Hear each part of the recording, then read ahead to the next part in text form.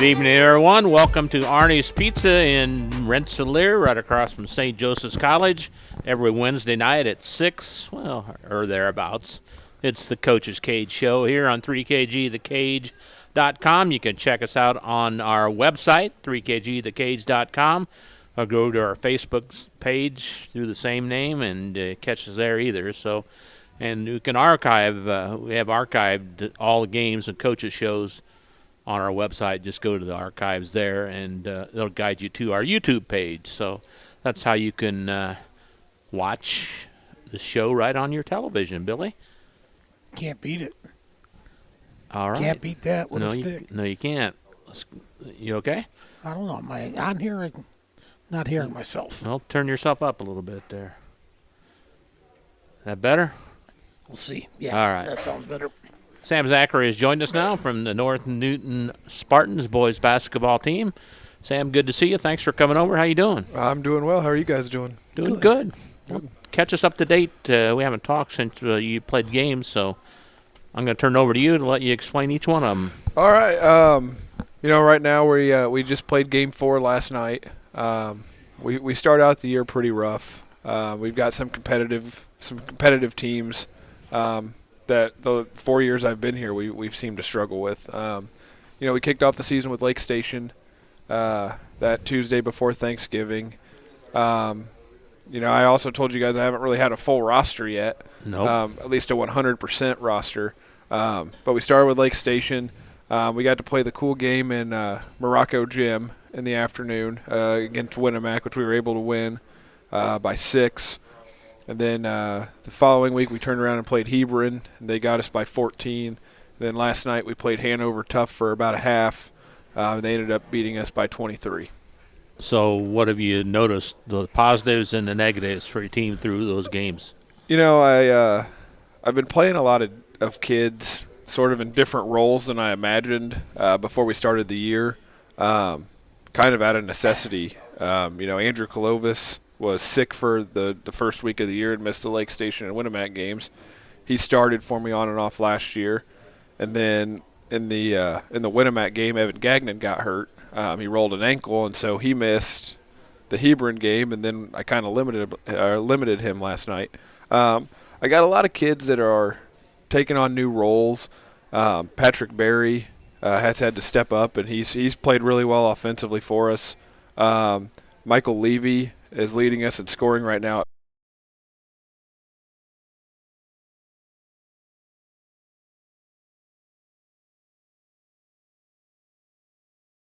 15 points a game. He's kind of taken on that role of, he's kind of leading our offense. He's really improved his ball handling. I've got some confidence in him. Just little things that some guys are defense.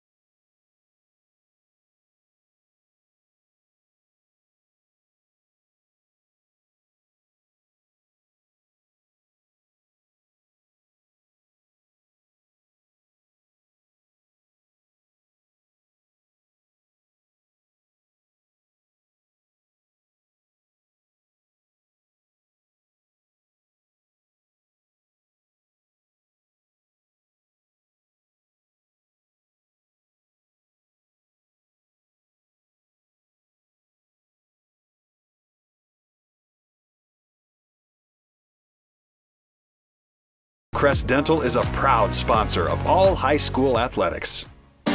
Meet you at Arnie's, Rensselaer's go-to pizza and so much more. Pizza, sandwiches, burgers are here. Don't forget about dessert. Wings, cheese sticks, garlic bread too. Arnie's pizza menu has something for everyone. Dine in or carry out in the best pizza in town. Located across from St. Joseph's College in Rensselaer.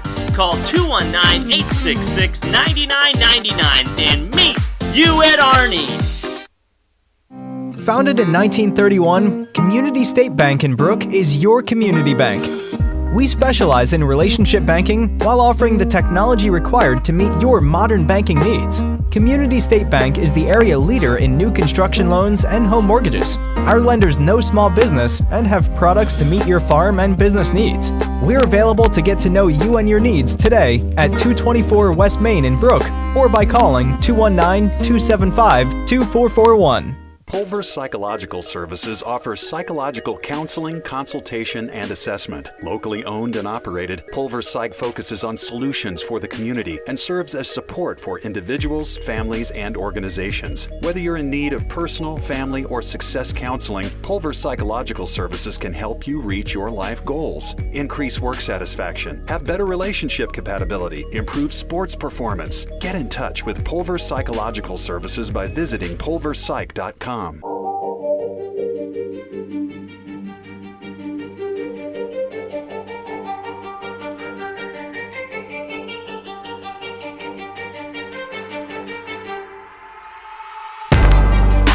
right, back on the Coach's Cage on 3KG, thecage.com. Bob Kurtz, Bill Kay, and the ever-trusting Scotty Miller running things behind the scenes here at Arnie's Pizza in Rensselaer, right across from St. Joseph's College.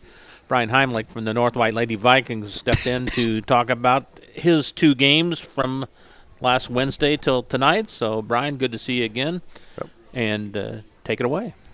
Yeah, so last Thursday, Rossville came to our place, and we knew they play hard. We knew defensively they were going to get after you a little bit, and we got off to a nice start. We got off, I think it was 8-0 start to the game. And then they kind of let a shooter get hot there in that first quarter. But I think we were up 17-12 after one. And second quarter, offensively, we couldn't get things going. I think we got a little tired at times. We were kind of subbing in and out. And at halftime, we were down 30-27. And, it felt pretty good because I thought we hadn't played very well in that second quarter, but we were only down 3, and so we came out start of the third, and we kind of switched up defenses on them, and I thought offensively we went at them like we wanted to, scored the first 6 points. We were up 3, and then let them back in it. I think it was tied going in the fourth quarter, and then fourth quarter it was one of those games we just couldn't hit a shot. They outscored us 19-1 in the fourth quarter. And it was a tie game. So, you look at the score, it was 58-40. You think, well, it's just kind of, throughout the whole night, just kind of got away from me. But it was just the fourth quarter. Said it was 39-39, and it ended up 58-40. We were 0 for 9 from the field in that fourth quarter, 0 for 7 from 3, 1 for 4 from the free throw line, 2 1-on-1s. It was one of those things offensively. Ball wasn't going in a hole for us. Watching film, we went back and watched film with the girls too, and just there were some things that I think we were a little quick on some shots because I think they hit the first shot of that fourth quarter and took a 3-point lead, and I think we got a little over aggressive early in possessions. Just I think part of that was just kind of inexperience with some girls not being able to look at our.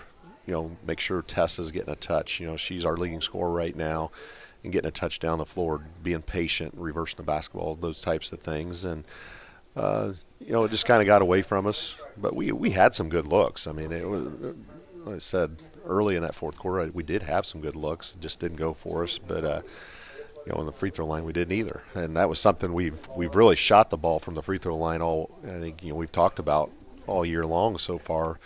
And I think that game we were 6 of 15 from the free throw line, and we're still, including that game and then last night's game, we're 71% from the line. So 6 of 15, you probably lead the area in that, boys and girls probably. So that was a big difference too. We just didn't shoot the ball from the free throw line very well that game, and that I thought we let one get away from us. Rossville, give them credit because they did play hard and they knocked some big shots down. I think they hit 8 threes against us too.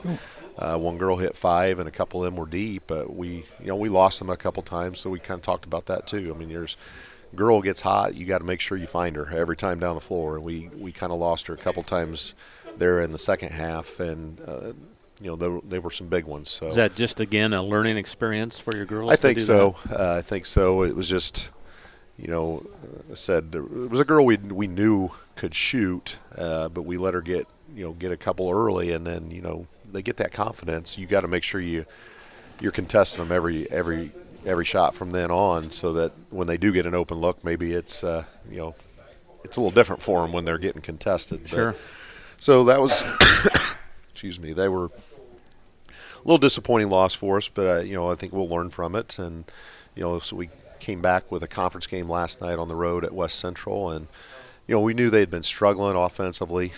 We told the girls defensively they play very hard. They're very active. We just needed to make sure we're passing the basketball through their press. On offense, just reversing the ball, making them play some defense, and I think we would get some open looks. And we started off real, nice start again last night. I think we were up 20-12 at the end of the first quarter. So 20 points in the first quarter was a nice start for us. Second quarter, turnovers started come along for us.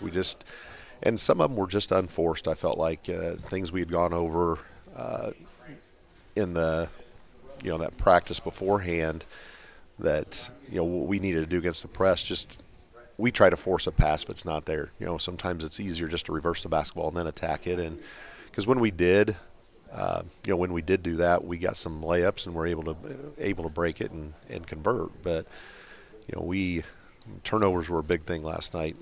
So at halftime we were up 8.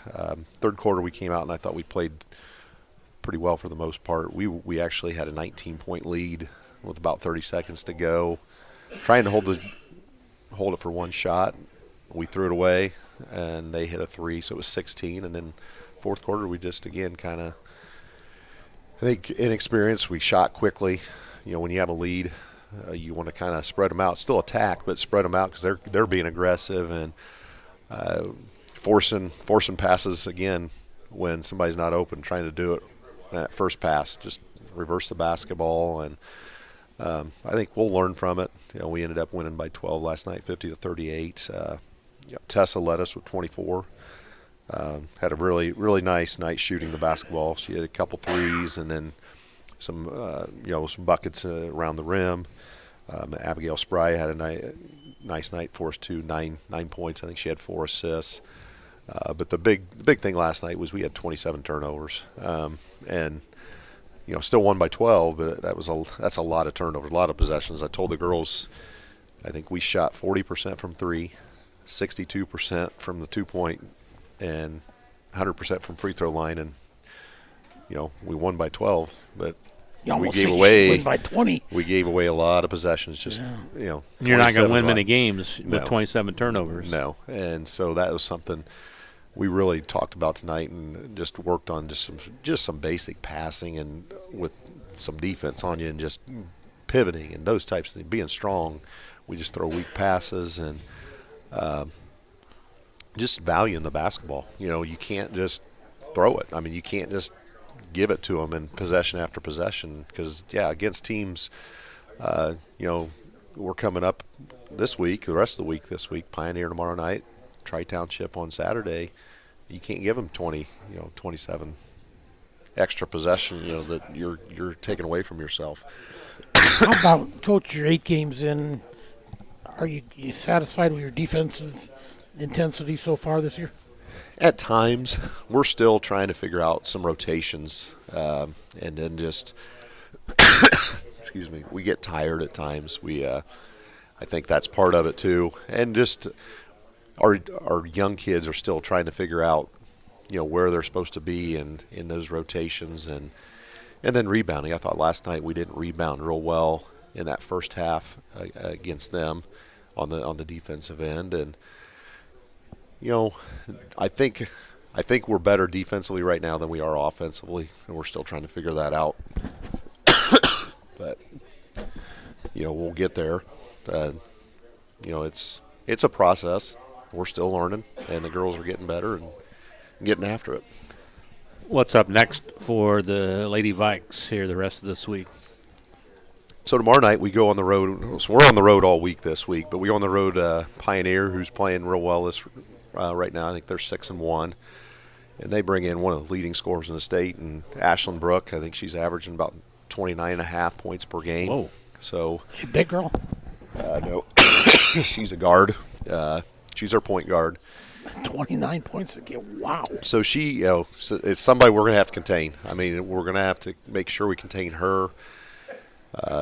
Try to hold her under average, and then not let somebody else go off. Make some other girls beat you. I mean, that's what we talked about tonight, and just make her take tough shots. Don't put her to the line. You don't want to foul her because she's a really good free throw shooter. But then offensively, we gotta make sure we're doing what we need to do. Taking care of that basketball and making sure we're getting a good shot every time down the floor. And and then we go to Tri-Township, play a boys girls doubleheader on Saturday. Lacrosse, formerly, right? Yes, yes. So so the boys and girls JVs will play in separate gyms to start that off at 4:00, and then the varsity girls will follow the girls JV. It's in the old lacrosse gym. Like the boys JV goes up to Wanata, and then the boys varsity will follow us. So, and they're playing well too. They play very hard defensively. I know Coach McGowan always has them getting after you on the defensive end. So we're going to have to be strong with the basketball, and that gym's a little smaller. It's going to be tight. So it's a little different atmosphere up there too. It's fun gym to play in. Sometimes, but sometimes it's a little tougher too. And how about go ahead.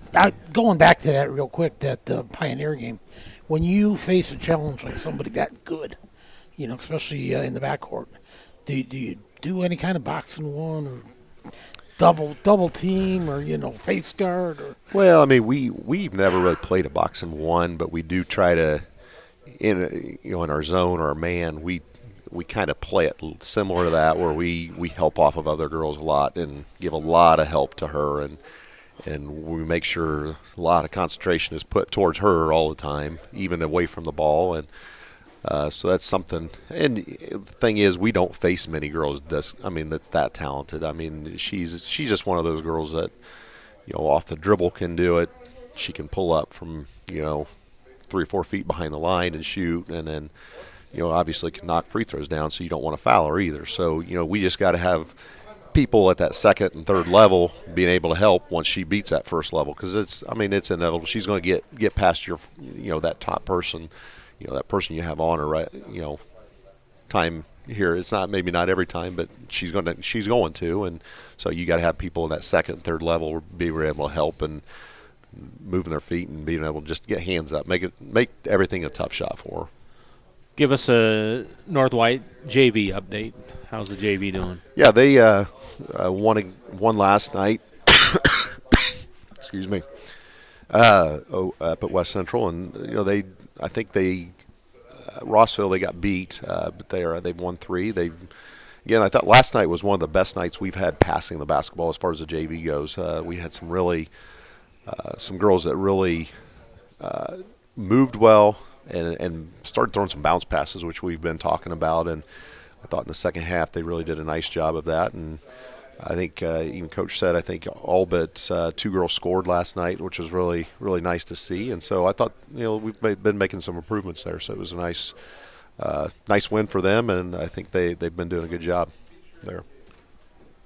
One last thing before I let you go. How's your daughters doing? Where are they at now, and what are they doing? Well, they're both still school-wise. One of them, Macy, she graduated at Bethel, and then she's actually doing an online nursing program, which is kind of an accelerated program. So she'll be, I think, next December at this time, she would be graduated from there. And then Lindsay is in the process. She's probably going to go to Purdue down here. She was at Purdue Fort Wayne, and she's going to transfer, I think, to Purdue. And so she make a full recovery from her injury? Yeah, Okay. she did. She was able to do track last year. Oh, and good. So good. she had a full recovery there, and so she's going to go to Purdue, and so they're both doing well. And thanks for asking. Good. Yeah, Brian, appreciate your time, and we'll see you next week. All right. okay. Thank you. Thanks, Brian. Brian Heimlich from the North White Lady Vikings, back with more. The Coach's Cage on 3KG The Cage right after this.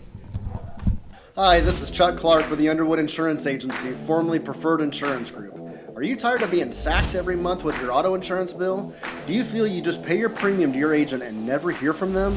We at the Underwood Insurance Agency work with over 10 insurance carriers to get you our best rate and coverage we can, and we pride ourselves on serving our customers like they are our family. We are conveniently located in Remington and Lafayette. We can be reached at underwoodagency.com. Reach out to us to score big savings. Working with our customers has been Kentland Bank's trademark for 87 years. We're dedicated to making your visit a lasting one, and helping you achieve your goals is our #1 priority. With 5 locations, Kentland Bank offers all loans needed for today's businesses and families, including car loans, mortgages, agriculture, and commercial loans. We're here to make your busy life less hectic by offering online and mobile banking, bill pay, and P2P payments. Member FDIC and equal housing lender. After a hard day's work or play, it's time for some relaxation, and there's no better place than Unwind on Front Street in Rensselaer. For massage therapy, facials, spray tanning, yoga classes, and wellness, stop by Unwind. They also offer student athletes 30-minute massages for $25.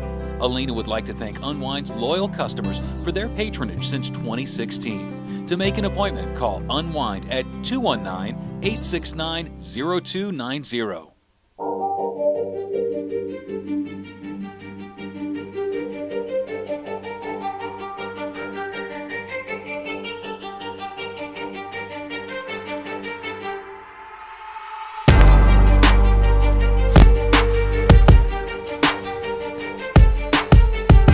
Back on the Coach's Cage, Brandon Bradley from the Kankakee Valley Lady Cougar basketball team has joined us.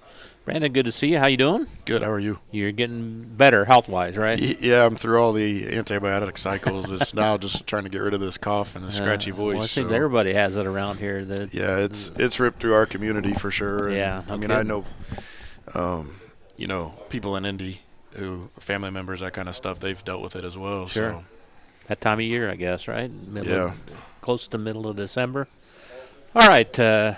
Refresh our memory on what the Cougars' record is and how many games you played since last Wednesday. 8-2 right now. We played Friday at Lowell, and then we played last night at Hanover Central. Take us through both games. Lowell, we came out, kind of felt them out for a minute, switched defenses, and at that point just kind of, took off, had a lot of people contribute, really stretched the lead at each quarter and left there with a 30-point win. Last night was a lot more of a dogfight. Who'd you play us? What'd you say again? At Hanover Central. At Hanover Central, okay. Yeah, and we had, and I think the girls would admit to it pretty easily, we've had probably one of our worst practices in 2 years Monday night. And does that concern you when you have a bad practice and you play absolutely. The next day? Yeah. And I told them last night, I said I was as nervous last night as any time in 2 years because I didn't feel we were prepared. Uh-huh. And it was one of those things where we talked a little bit tonight, especially with our upperclassmen, and they said, just the fatigue of where we're at in the year, kind of the illness that is running through. But then they're actually, starting to worry about finals coming up in the next weekend too. And so it's not all basketball concerns, and that's something that we've got to be very aware of. And, but we found ourselves down 2 at halftime last night. Came out in the second half much more spirited. Actually had a 17-6 third quarter going, and then they throw up a prayer at the buzzer and cut it to 6. And so had that not have gone in, maybe we have a much easier fourth quarter. Instead, we had to fight, but we did a nice job getting to the free throw line, making free throws, and won by 11 there last night. Hostile crowd. Who played well for you? Well, it's been nice against Lowell, for example. We had 3 double-digit scores. Actually, junior Brooke Swart came off the bench Friday night and led us with 15. Lily Toppin. Off the bench, huh? Yeah. Wow. Lily Toppin had 14. We got 11 from Kate Thomas, our point guard, and we got 9 from, I believe, Ava Dace, our 6'3" sophomore. And then even last night in a 50-point game, we had 4 double-figure scores. Wow. We started Brooke last night. She had another 13, led us Wow. in scoring. And then the senior trio of Lily, Kate, and Faith Mauger each had 10 points. So pretty balanced effort across the board. And that's kind of what's neat about this group is having the number of juniors and seniors that we do is just being able to, if people are going to guard Lily one way, we have other people who can contribute. If people are going to guard Kate one way, we have people who can contribute, in other ways. And, last night we got into a situation where they decided to guard our big with, a shorter, stronger kid, and their 6-foot kid was out kind of free roaming, guarding the rim, kind of adding support. And so we went to 4 guards, and she either wouldn't come out and we'd make a shot, or she would come out and it would open up the paint then for us. And that was something down the stretch that was really critical, was just having that, finding that mismatch. So you play matchups then, huh? Yeah. That's interesting for sure. Yeah, well, I mean, you look at where the women's game is going now, and even at like the collegiate level, and a lot of these teams are recruiting 6'2", 6'3" wings to play the 4. So it's almost like you have a European style 4 offensively, and that's why you see like a Sydney Parrish who's at IU now, who went out to Oregon first and now is at IU.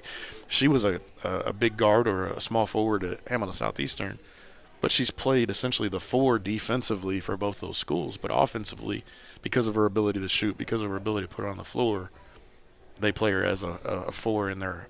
Are we kind of getting away from the true center position these days? We aren't, but we've got 3 of them. So, and that makes it tough for us. I feel like a lot of nights, I mean, most nights, there aren't many teams in the state that can match us size-wise. And that's great for us offensively. Defensively, depending on our matchups and depending on what defense we're in, it can be a detriment or it can be an advantage. It just kind of depends. When we played Highland a couple weeks back, I mean, they were all 5'8" and shorter, all guards, all quick, all athletic. It was tough for us to get up and down the floor, transition defense, and protect, drives and that kind of stuff, because now you got 5 kids on the floor that can all shoot the 3, that can all drive it. Right. And those type of matchups make it tough for us. But when we can, we try to go through our post play. And that was a pretty tight game, huh? 5. Yeah, we were actually up about 15 or 17 with about a minute and a half to go, and I did the dumb coaching decision of putting in 5 guards to take care of the ball. Well, what I didn't consider was the 2 girls we had playing the 4 and 5 positions in our press breaker. They're guards. Well, instead of performing the role of the 4 or 5 in our press breaker, they were coming back to the ball. So we ended up having 5 people, in the backcourt. Like a scrum almost. And it's like they could guard 5 people with 2 because they're all coming back to help. They're letting their instincts take over, and that's something we learned as coaches, that we need to, hey, let's call a timeout here. Okay, now when you're in with all 5 guards, you actually need to do this. Don't worry about going back to the ball. Right. Those kind of things. So that's something that we as coaches, check the box of, well, we got to change and talk to them about that kind of stuff. Everybody healthy now? I know when we did the game. No, we're down our starting 4 and our starting 5 for the year. Who's that? Jenna Hayes, our 6'2" junior.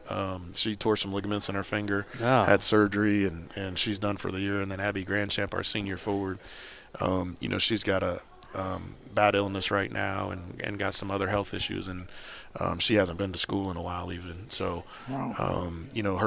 her next real checkup's not even until mid-January for what she's doing. Wow. So, unfortunately, we're out those 2. The good thing from the beginning of the season was we do have a lot of size. So we still have, Faith, who's 6'1", Ava, who's 6'3". And the bad part of it is now our depth is gone.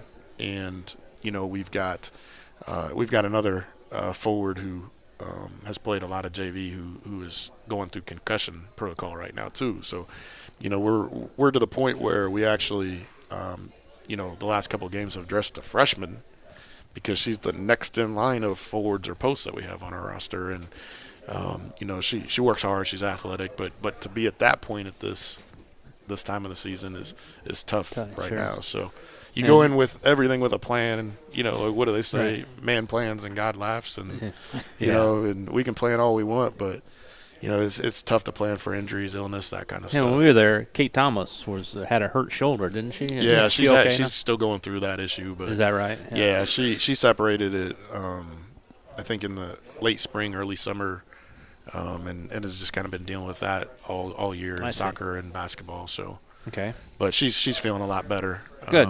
Working through it. So did she ever get that operated on, or just no? That's going to be a down the road discussion. So.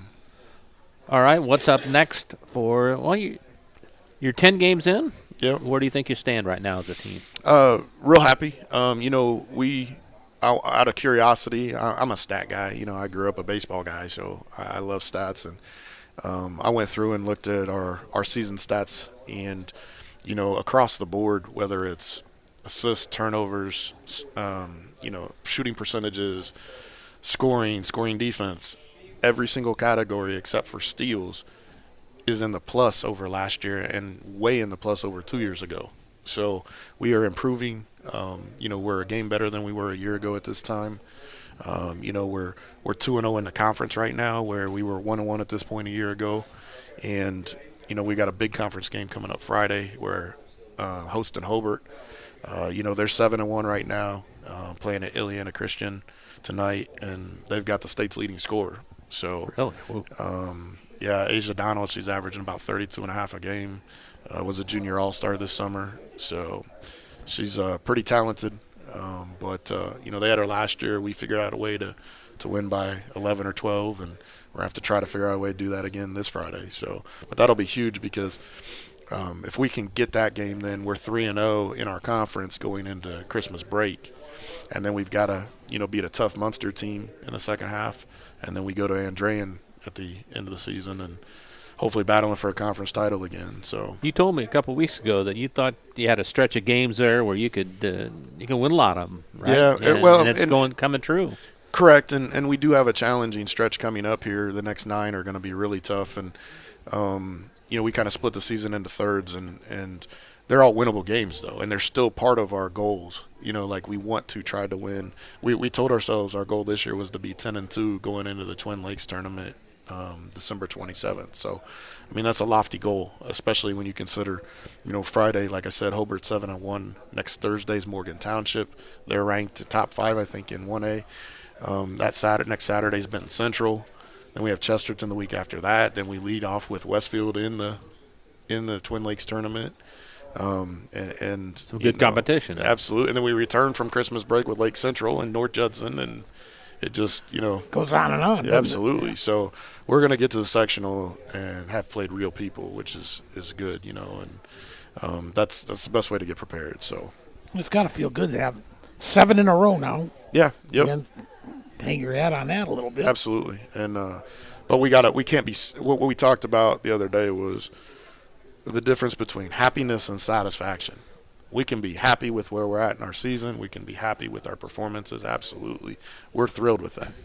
But we can't be satisfied with where we're at, because if we get satisfied, then we're not going to be improving. We're not going to be, at some point, it's going to bite us down the road. So we've got to keep that hunger, keep working to get better. And we're at that point in the season now where practices are more unique to our specific opponents. And so now there's a lot of game prep going in addition to individual skill development. So how's the Lady Cougars? You guys got such great height, and your rebounding, how's that gone so far? Actually, our assistant coach would be, that's what he gets on him about all the time. But we are actually up about, I want to say, 5 rebounds a game from last year. So our guards are rebounding much better, and to some extent our bigs are actually boxing out better. And so whether they get the ball or not, it allows our guards to come in and clean up and we've gotten really good contributions. For example, our 2 leading offensive rebounders are Laney Capillary, a senior wing, and Lily Toppin, a senior guard. That's our two leading offensive rebounders, and it's nice to see that kind of commitment across the entire board, and even like when we do play some 1-3-1, you'll see Kate Thomas on the baseline box out really well, and it allows other people to come in and clean that up, and so just I think the general just concept of boxing out as a team has greatly improved, and I think that really helps us as a group. So before we let you go, tell us about the Cougar JV. How are they doing this year? They are now 9-0. It's pretty good. They had their first real tough test in a while last night, but they pulled it out, and I think won by 8, if I'm not mistaken. You had a tremendous JV last year too, didn't you? Yep. And so a lot of the same kids playing, and they, last year they were 17-3. They lost to Crown Point, who I think only lost 2 JV games last year. They lost to Benton Central, who was undefeated at JV last year, and they lost to Lake Central, who was undefeated at JV last year. But all games were single digit. Well, they've already beaten Crown Point. They have to play them again in the Twin Lakes tournament to start off. Benton Central doesn't have a JV team this year. So it'll come down to playing Crown Point again, playing in that Twin Lakes tournament, figuring out a way to beat Lake Central's JV team, which will be good and deep, and then, just making sure that they handle their business in all the other games second half of the year. Can they go undefeated?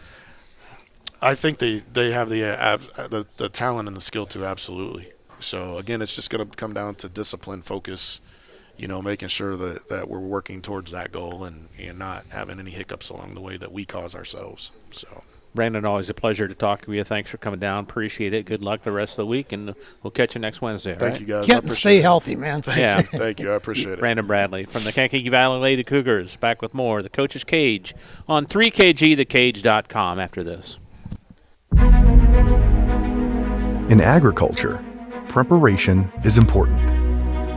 Dedication is you deciding what to plant and then asking what it will take for a good crop. How much work will it take to produce the final crop? In sports, preparation is vital in becoming the best you can be.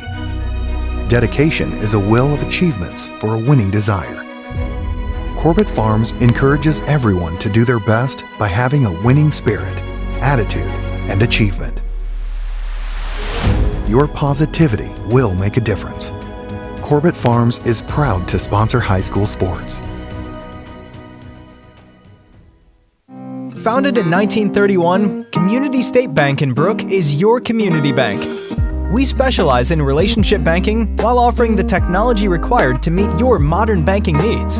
Community State Bank is the area leader in new construction loans and home mortgages. Our lenders know small business and have products to meet your farm and business needs. We're available to get to know you and your needs today at 224 West Main in Brook or by calling 219-275-2441.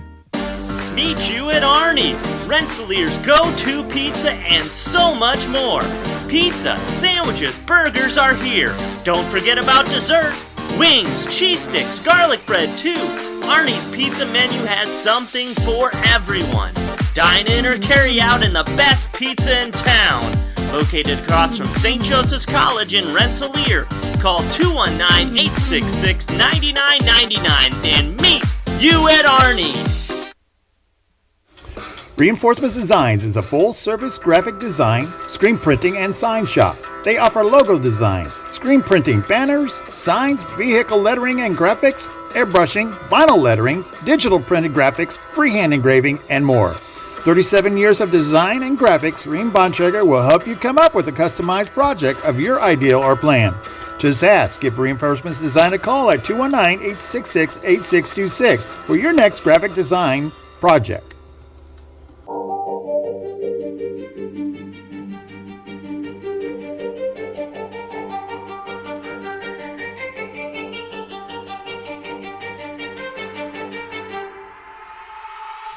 Back on the Coach's Cage, boy. Hearing that commercial, we've missed a big bear, especially this time of year, don't we? Goodness. Sure Man, do. oh man, it's just isn't the same without It is not. Jeffrey around. Never will be. Yeah, but we got the okay to play that commercial, so that's a little tribute to him each week that we have there. But anyway, Jeff, we're thinking about you. Billy Shepard stepped in the microphone now, and you just haven't played many games this year, have you? No, we're just practicing a lot and trying to get a little better each and every day, and just kind of going. We'll pick it up here shortly sometime, I'm sure. So well, just got one game to talk about. Yep, yeah, we played at Couts first road game on Saturday night. Couts is always a tough place to go play for us. I don't know. I mean, it's just tough. I mean, it's small school. They get the we're going to beat the big school mentality going up there, and it's always a big crowd. It's always loud. Obviously, just a few miles down the road. So I mean, we bring a lot of people ourselves, and it's always a pretty good atmosphere. And we went up there, and we're playing better. It's just a process right now, and it's we're building, and we were happy to come away with a 63-52 win. I mean, we were headed out to 18 or 19, and about halfway through the fourth, and we just Couch had some pressure on us and stuff, and we kind of turned it over a couple times. But for the most part, we played all right. It's just got to keep building. We had got to win, so that's a start. And now we play at Morgan Township tomorrow night, and hopefully we can get another one and kind of build from there. But the schedule's not going to get any easier as we go along. In fact, it picks up pretty quick here soon. And we just got to keep playing better, and just focus on things that we want to get good at, and everything else will take care of itself down the road. Tell us some of the key performers from Saturday night.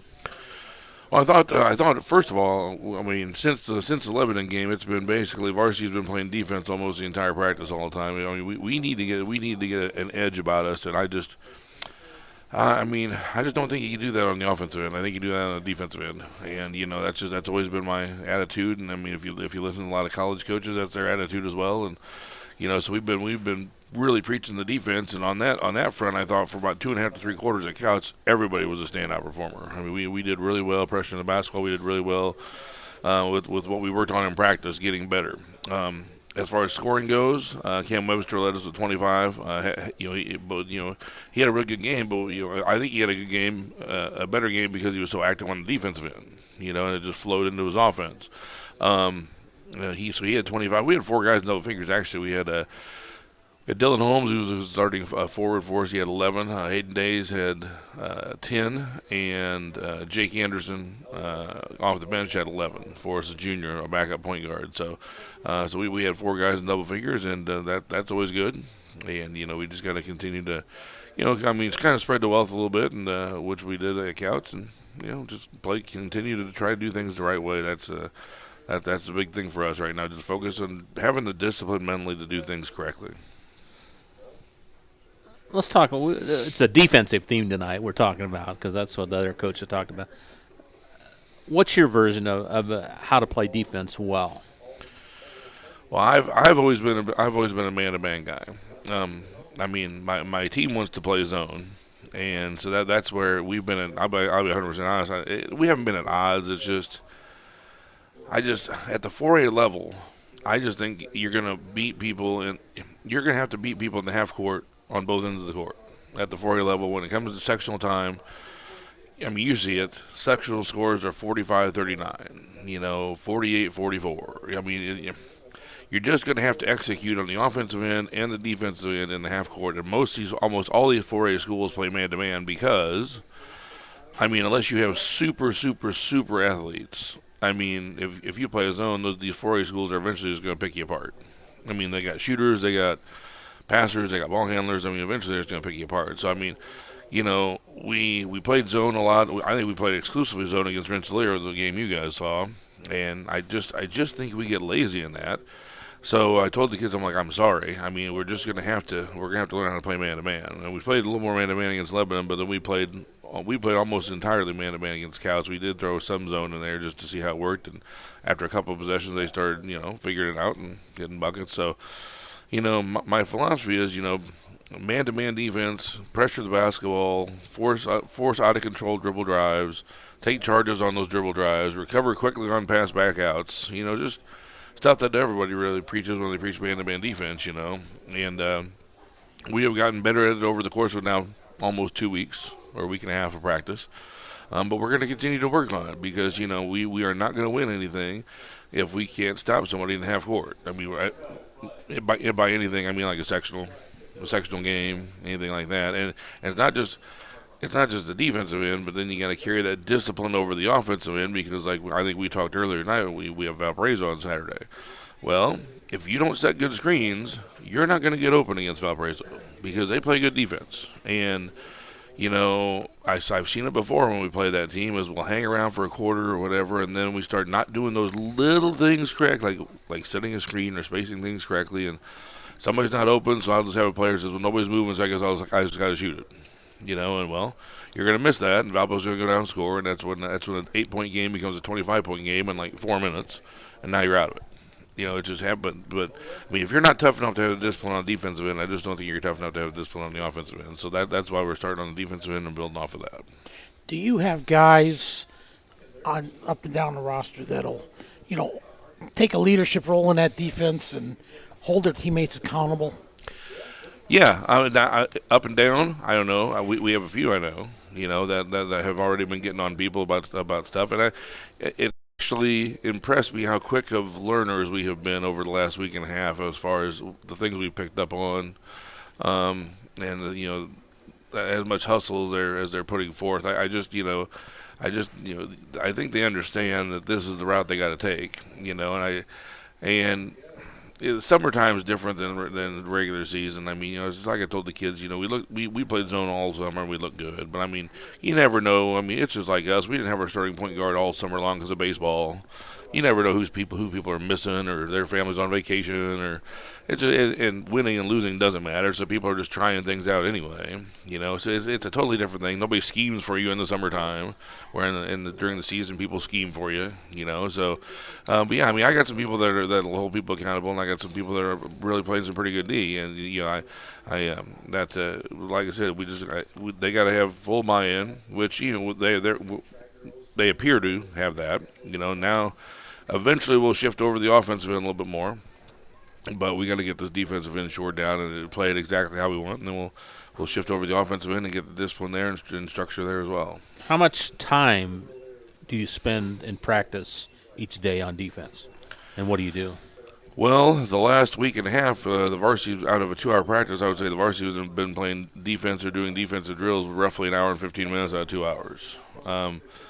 We will roughly do 15 minutes of individual defensive drills, whether it be stance drill, one-on-one zigzag type things, stuff like that. And then we'll shift over to about another 30 minutes of some type of breakdown drills, whether it's rebounding, whether it's 3-on-3, defend this screen, or 2-on-2, defend the cross screen, or just teaching it how we want it defended, where the kids get just like 50 reps apiece, just keep going through it. And then we're going to spend about another 45 minutes to an hour on team defense. And, like my varsity has played the 5-on-5 shell drill. My varsity has played defense in that literally daily for 30 to 45 minutes for the past week and a half, where we'll put 30 minutes or we'll put 45 minutes on the clock, and it's just like, varsity, you're on D for the next half hour. Just learn to like it. And because, I mean, I told them, we didn't put the 30 minutes on the clock last week. We just went through, for a number of reps. But I thought at Couch we got a little lazy and tired in the fourth quarter. So it's like, all right, we're putting 30 minutes up, and you better maintain your focus and energy for 30 minutes, no matter who's in there. So in a couple of days we put 40 minutes up. So they're lengthening their defensive effort there a little bit. But yeah, so like I said, and then finally we'll let them play offense for like a half hour to finish practice and go from there. But I mean, I told them at the end of one of the practices this week, I'm sorry, I just don't know any other way to get you tougher than make you really grind it out on defense. We have been talking about grinding it out too, because our JV is pretty good, and we've been playing against the JV, and they'll have a 30 or 40 second possession. It's like, don't let up, stay with it, keep grinding, beat them. I mean, because after about 20 seconds, high school kids want to be like, whew, I'm done, But they've been keeping with it pretty good, so we'll see how tomorrow night goes. What makes a good defensive player? Just the 1-2. I mean, to be quite honest, it's just the 1-2. I mean, it's nice to have instincts a little bit. Like you kind of think you know where the next pass is going to go once in a while. That'll help. But basically, just the 1-2 and the desire just to stop somebody. It's like, I mean, everybody wants to score, but I thought I kind of liked playing defense when I played because I mean, I'm a competitor, and that I actually felt like I was competing at that point in time. Especially in man-to-man. I'm competing against this person now.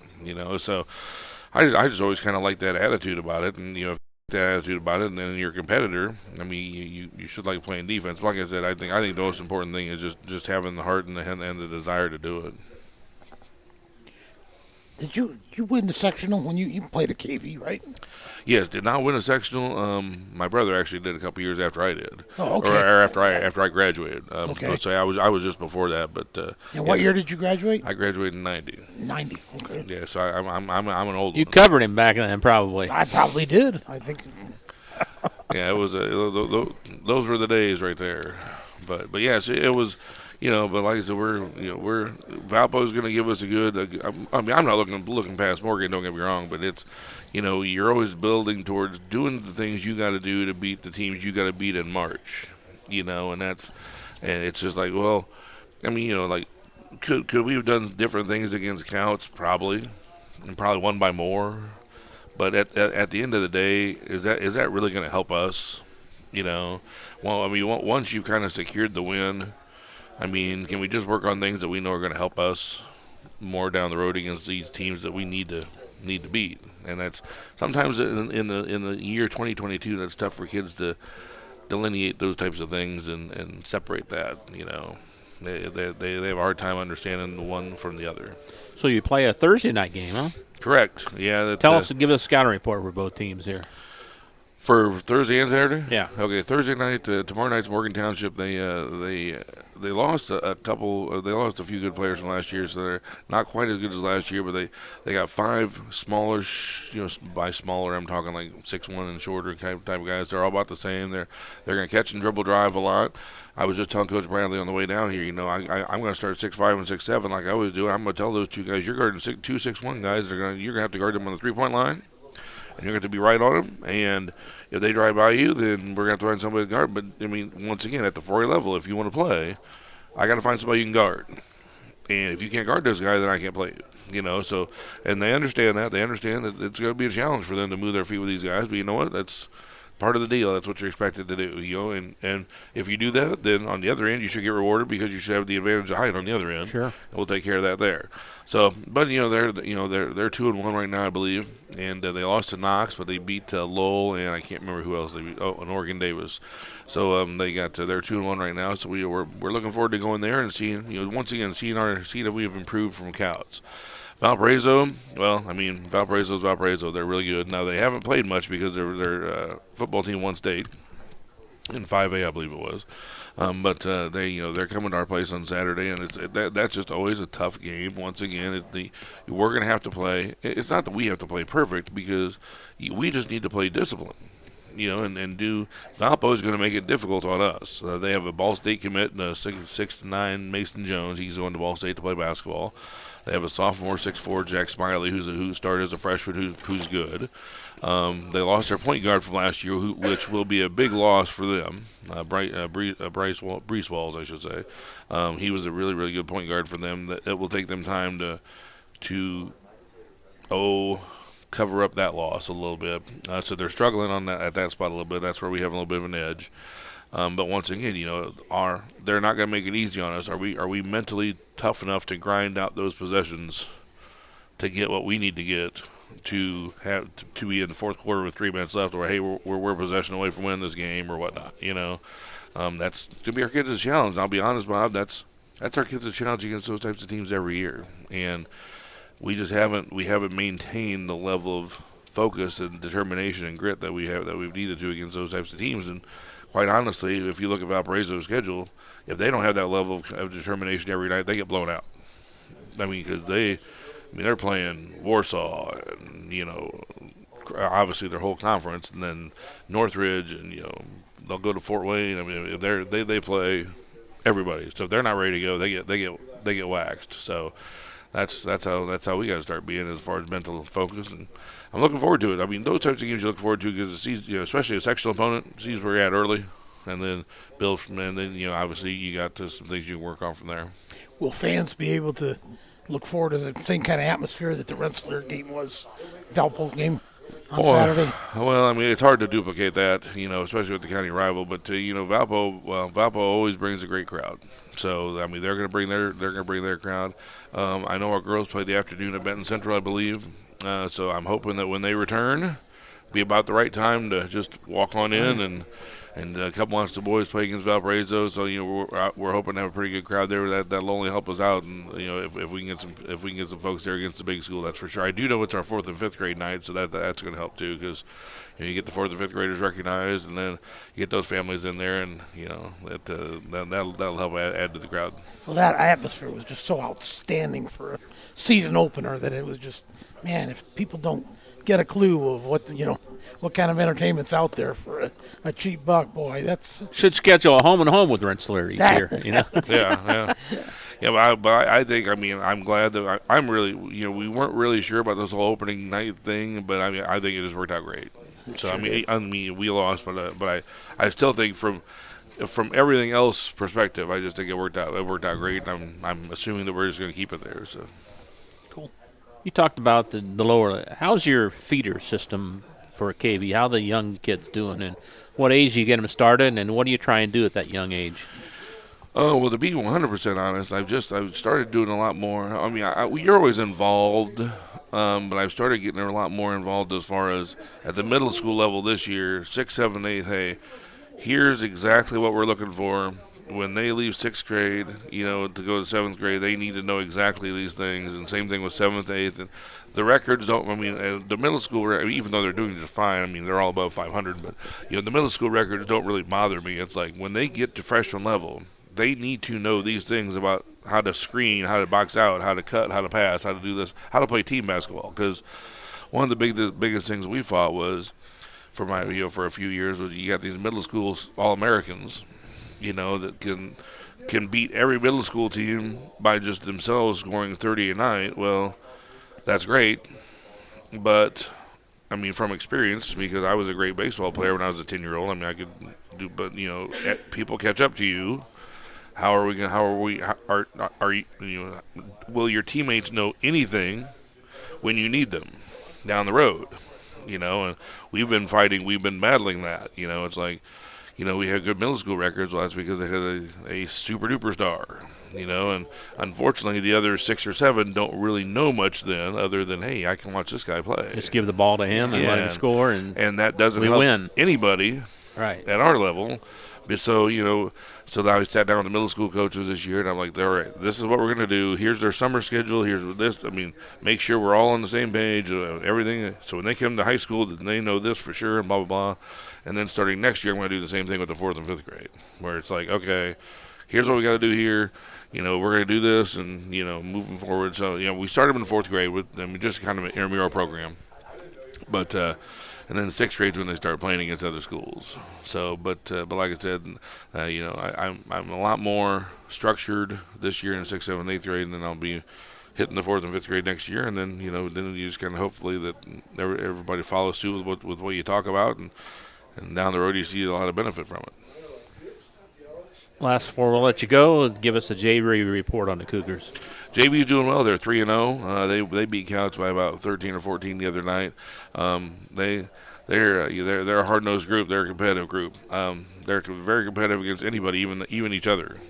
And it's just very they compete. They go out there to win, and they go out there to play tough. And the defense is not a problem for most of those kids. They lock in pretty well. So that now Valpo. I mean, I think they'll do fine tomorrow against Morgan Township. I just think that. I mean, they're that good. Valparaiso is going to give them a really good test on Saturday. So I'm looking forward to watching that game to see how they fare against Valpo's JV. What is it with the KV JV programs? The girls are undefeated. You guys are undefeated. Yeah, and then when they get to varsity, I guess the coaches just mess them up or whatever. So. Billy, thanks for coming down. Appreciate it, and good luck, and we'll talk to you next week. Sounds good, Bob. Thank you very much. All right, Bill Shepard from the Kankakee Valley Cougar boys team. Back with more of the Coach's Cage right after this on 3KGTheCage.com. Indiana Farm Bureau insurance agent Joe Goodeman has been serving the Jasper County and surrounding area since 2009. Being involved in the area, Joe Goodeman has kept his interest in making sure he provides the best insurance for his clients. Whether you need life, car, home, business, farm and crops, or even renter's insurance, Agent Joe Goodeman will keep searching for the best policy for your valued investments. Call Indiana Farm Bureau Insurance Agent Joe Goodeman at 219-866-4694 or stop in at 2570 North McKinley Avenue in Rensselaer. High-quality personalized dental service is what they do at Hillcrest Dental. For over 40 years, generations have relied on Hillcrest Dental for beautiful, healthy smiles. Dr. John Ayler and Dr. Jack Drone look forward to seeing you for your next dental visit. For information or to set your appointment, call 219-866-7117. That's 219-866-7117 or visit hillcrestdental.net. Hillcrest Dental is a proud sponsor of all high school athletics. Working with our customers has been Kentland Bank's trademark for 87 years. We're dedicated to making your visit a lasting one, and helping you achieve your goals is our #1 priority. With 5 locations, Kentland Bank offers all loans needed for today's businesses and families, including car loans, mortgages, agriculture, and commercial loans. We're here to make your busy life less hectic by offering online and mobile banking, bill pay, and P2P payments. Member FDIC and Equal Housing Lender.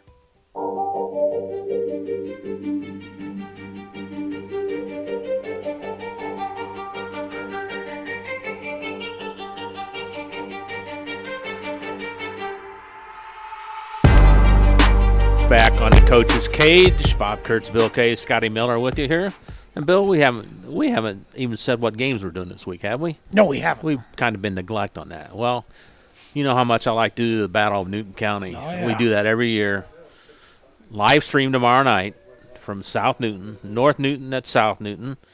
And I have the 2 quarters of the JV at 5:30, I think, yes, right? Yes, that's right. Chris?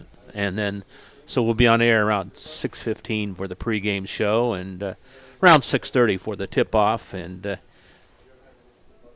the old cliche, throw the records out when North Newton and South Newton play. But that's Chris York gets his first taste of it tomorrow night. But we've seen 30 years of it, right, Oh, Billy? yeah, So we sure have. it's there's no love lost between North and South Newton. But that should be an entertaining ball game tomorrow night. And then Friday night, we're going to be non-conference action at Rensselaer as the Bomber boys look to rebound after a couple tough losses as they host North White.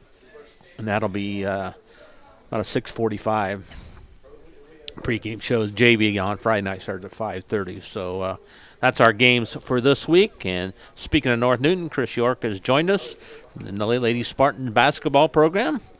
Chris, good to see you again. Are you healthy now? All these coaches are coughing and hacking, and you're okay now? Yeah, I think I've got the same thing everybody else does. I mean, my voice is now back after not having it on Friday and Saturday. And you're yelling too much, probably. I was trying to yell, and I couldn't do it.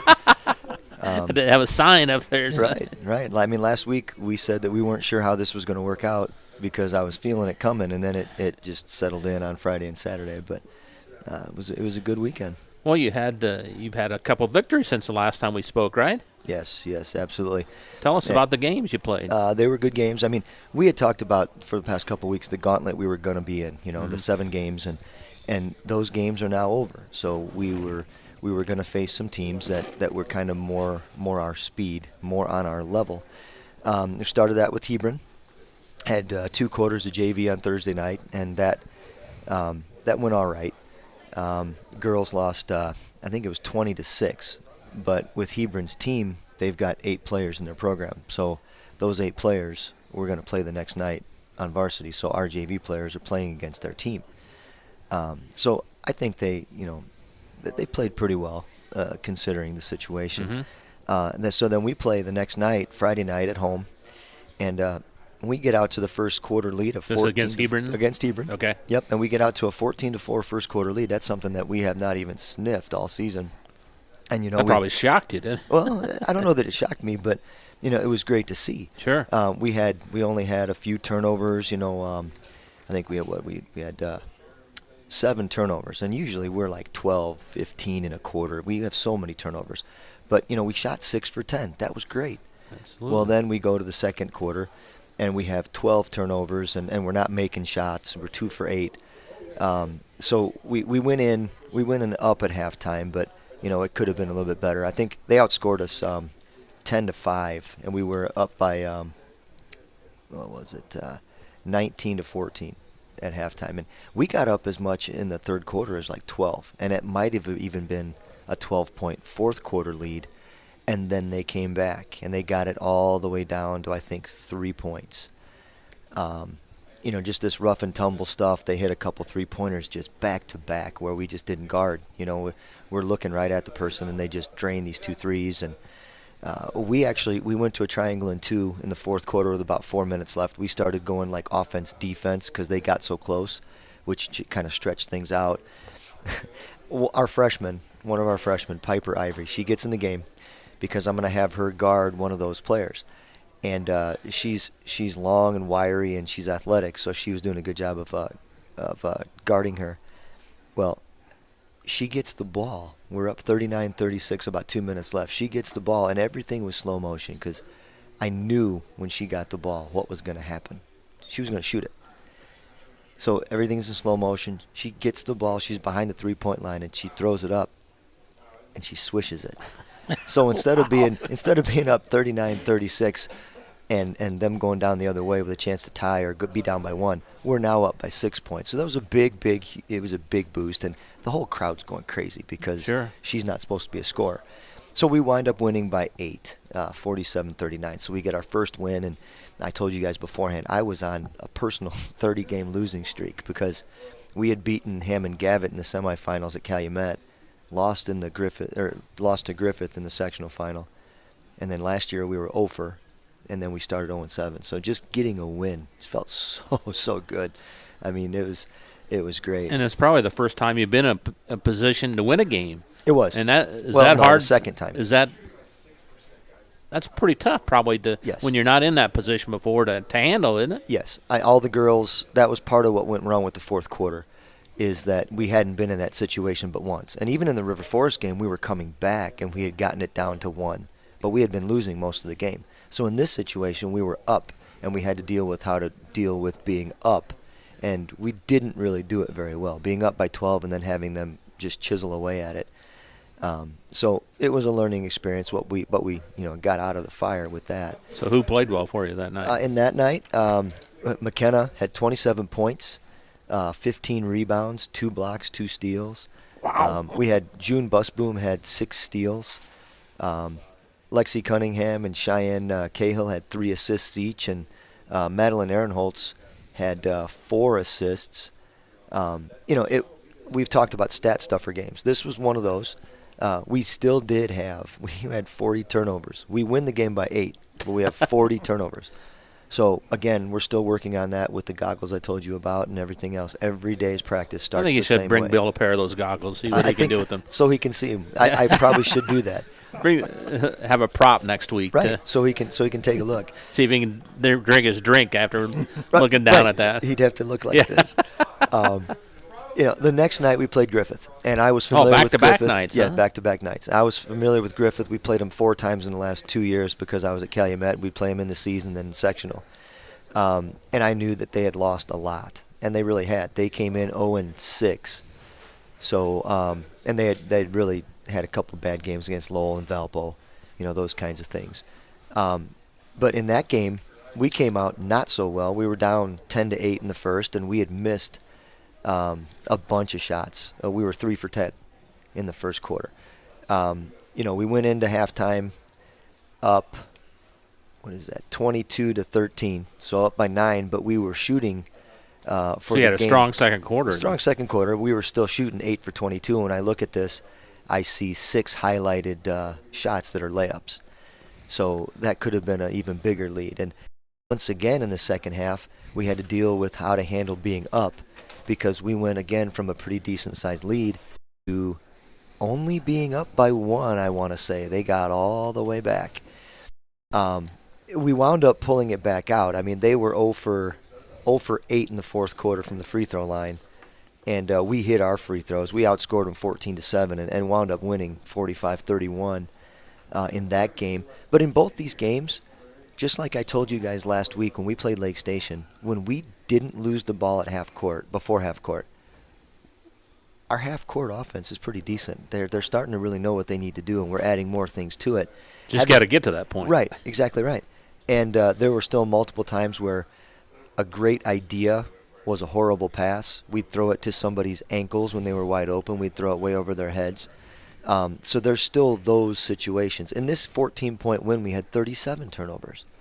And it's just one of those deals where we just, if we could just hold on to the ball. Do the girls get in a rush when they throw it away? 100%. They see somebody so open. I mean, and it goes a couple ways. Like, either we'll get the ball down the floor and we're like, ooh, we got it here. Let's jack up the first shot we can because we haven't turned it over yet. That's a possibility sometimes. But then other times we see somebody open and we try to make that great pass, and it's just, we just don't make the pass. It's too strong. It's too soft. It's, too low, too high, whatever. So we fine-tune those things, and, I said last week, I think that we can compete with some teams. And I've been telling our girls, now that we've got some of the teams off of our schedule, we do have a couple more on the horizon that are really, really good teams, but I would like to look at the schedule and think, hey, now we've got a chance of winning just about every game, and not just teams that you look at and like, ooh, man, they're really struggling. I want to feel like we've got a chance to win every game now, but there's things that we still have to work on. We still you have hold to those work. turnovers down under 20, you might be blowing people out. Exactly right. I mean, and our point totals the last two games, to all these great teams, we're giving up 70s and stuff like that. Well, in these games, it's 31 and it's 39. We're giving up 3 points, 4 points in quarters. So it's looking up. And to get back to that game, McKenna again was outstanding. She had 29 points and she didn't even have a great shooting night for the shots that she gets, but she had 29 points and 16 rebounds and 5 That's blocks beginning and to 5 be steals. normal for her every game almost. Yeah, when she can get the ball, she can score. When we can't get her the ball because we've got close to 50 turnovers, nobody's going to score. So, it's one of those deals. Lexi Cunningham had 10 points and 5 rebounds and 4 steals. And Madeline Ehrenholtz, again, she had 5 assists and 4 steals. So, there are things that we can really do pretty well. And there's more and more of it all the time that's working well. And I think I said last week that we're starting to work a little bit more on defense now that the offense is starting to look a little better, because I don't want to get out there and make it look like we have all these practices and we don't do anything and we just look like a bunch of chickens with our heads cut off. I would like there to be some kind of semblance of kind of motion and looking like we know what we're doing. But we're starting to focus more on the defense. We've got to get quicker. We've got to move our feet better. And that's for all these better teams. But so far, 2-game winning streak going into, Bears-Packers tomorrow. Do you think you're going to be able to cut those turnovers down per game? Or is that just going to be a problem the whole year? I would hope by the end of the season. I'm not crazy enough to think that we're just going to snap our fingers and all of a sudden, oh, look, this stuff has been working, and we get down to like 18 turnovers or something. I don't know that that's going to happen. But by the end of the year, by the time we get to the late January and sectional time, I would hope that it's a regular occurrence, that we can just hold those down and catch the passes we didn't catch, make the passes that we didn't make to the right spots. Yeah, I hope so. Do you feel like you're starting to turn the corner and play better now? Oh, absolutely. I said that last week just against Lake Station. Just, and I've already said it tonight, just getting the ball across half court, knowing that we can score against some of these teams. Even if they're really good teams, we can score against some of these teams. McKenna is a force inside. She really, really is. And Lexi does such a great job of finding her. Everybody's trying to find her. I think we're standing around. McKenna's not the kind of player that's going to catch the ball and create. So it's not like the other 4 girls are going to stand there, watch her create her own shot. McKenna needs everybody else to get the shots she's going to get. So we're not going to have the same problem as some other teams where everybody stands around and waits for somebody else to do it. So everybody knows that when the ball goes inside to McKenna, there's a chance they could get it. So hopefully they're getting their hands ready and they can shoot the ball. And we've got these last 2 games, we've had some girls knock down some outside shots that went inside and came back outside. And that's pretty good basketball. post-to-post passing, inside-out play. That's good basketball.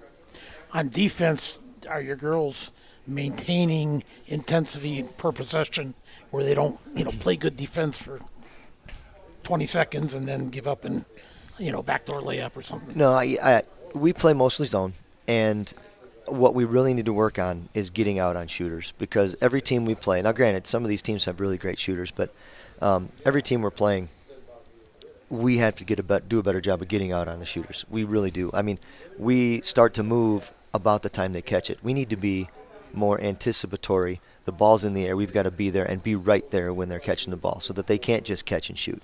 We've got to cut down on that rhythm. He's using those big words again there. So anticipatory? Oh, man. All right. I am a St. Joe grad, and in core, we learned that stuff. Core? I was a core for a long time. I graduated St. Joe, but it was 1979, so that's been many, many, many, many years ago. So. The core program was there because John Nichols started it in the late 60s. He never went to class. Don't let him fool you. Just played golf all the time. That's all. All right. Tomorrow night. Yes. Your first experience for the Newton County Battle. They play for a trophy still, I believe, right? I don't know. I think it's my first conference game, too. I think it's they used to play for a trophy. I'm sure they do now still, don't they? What would it be in Newton County? What would the trophy be? It's not the Oaken bucket. It's just I don't know. It's just a trophy. Okay. It's not a battle axe. Maybe no. I don't know. Maybe I'm wrong that, but I always thought they had a trophy there that they played for. But I'm excited about it. I think. Yeah, tell us about that. South Newton struggling this year. Yeah, I last I checked, they were 0-9. 0-9 now, yeah, because they played DeMott Christian last night. DeMott Christian's very good. I've seen them a little bit. They look like they're scrappy. They look like they have some quickness. They've got a couple of girls that have hit some shots in the 2 games I've seen them play. I've seen them play Fountain Central and Covington, who we have in 2 weeks. We've got Covington on a Saturday. It's one of those deals where I like our chances as long as the right team with the right mindset shows up. I don't want our girls to go in after a 2-game winning streak thinking that they can roll the ball out there and just get it done. Don't be overconfident, right? We're not that kind of team. Right. And we're not going to do that to anybody. So we've got to work. And so what are the keys for tomorrow night? Keys, as always, they're going to be turnovers. I think McKenna is going to need to control the paint because they don't have anybody that's really that size. McKenna's how tall? McKenna's, I think I saw on truly realistic 6'1.5". I think she's listed as 6'1", but she's 6'1.5". She's very good size. And again with Lexi in there now, Lexi knows how to post up, and they find each other. Mm-hmm.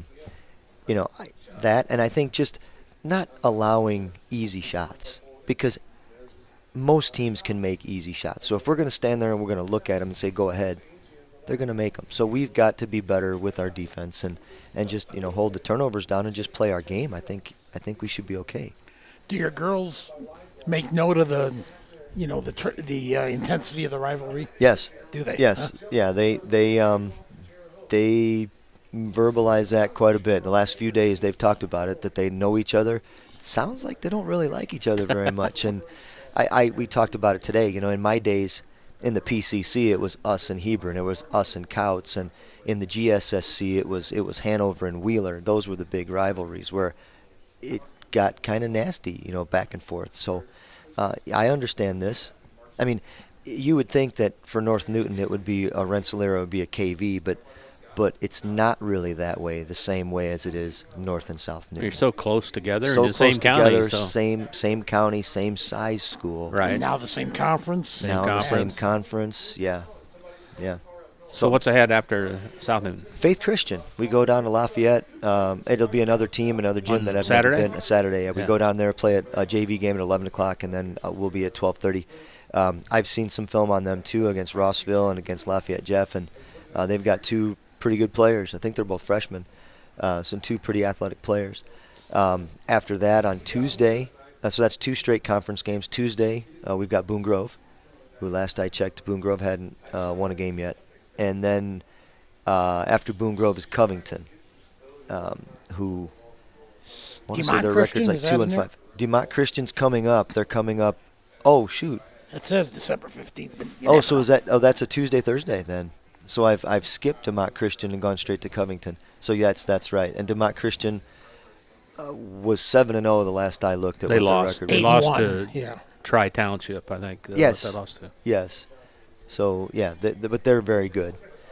So, yeah, we've got then three out of 4 games that are conference games. And a whole lot of these games now, that's all that's left because we've played all this schedule without playing one. It's going to be nothing but conference games now. Has the JV got a chance to play any? Or yeah, they played. How are they doing? They haven't won a game yet, but they played a lot better against Griffith on Saturday. Do they play a full game or just 2 quarters? On Saturday, they played a full 4 quarters, and tomorrow night it'll just be 2, right? It'll be 2. Yeah. But on Saturday, they played a full 4 quarters, and if not for a 10-point game, a 10-point quarter from a girl that played some varsity for Griffith, they would have been right in the game. So I mean, they looked a whole lot better. It was night and day from the Lake Station game to the Hebron game. They're getting some playing time. Right, so right. I mean, the girls have enough practices finally, and now they're getting some playing time. And there's some things that are pleasing me quite a bit. Things that I don't see necessarily in practice. When it's them at that level, it looks a lot better. Chris, thanks for coming over. Appreciate it very much, and I guess we'll see you tomorrow night. Yes, absolutely. More than welcome to come up after the game and talk. I'd love to. All right. Chris York from the North Newton Lady Spartans. The Coach's Cage show rolls on right after this. Hi, this is Chuck Clark with the Underwood Insurance Agency, formerly Preferred Insurance Group. Are you tired of being sacked every month with your auto insurance bill? Do you feel you just pay your premium to your agent and never hear from them? We at the Underwood Insurance Agency work with over 10 insurance carriers to get you our best rate and coverage we can, and we pride ourselves on serving our customers like they are our family. We are conveniently located in Remington and Lafayette. We can be reached at underwoodagency.com. Reach out to us to score big savings. Meet you at Arnie's, Rensselaer's go-to pizza and so much more. Pizza, sandwiches, burgers are here. Don't forget about dessert. Wings, cheese sticks, garlic bread too. Arnie's pizza menu has something for everyone.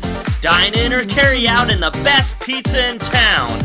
Located across from St. Joseph's College in Rensselaer. Call 219-866-9999 and meet you at Arnie's.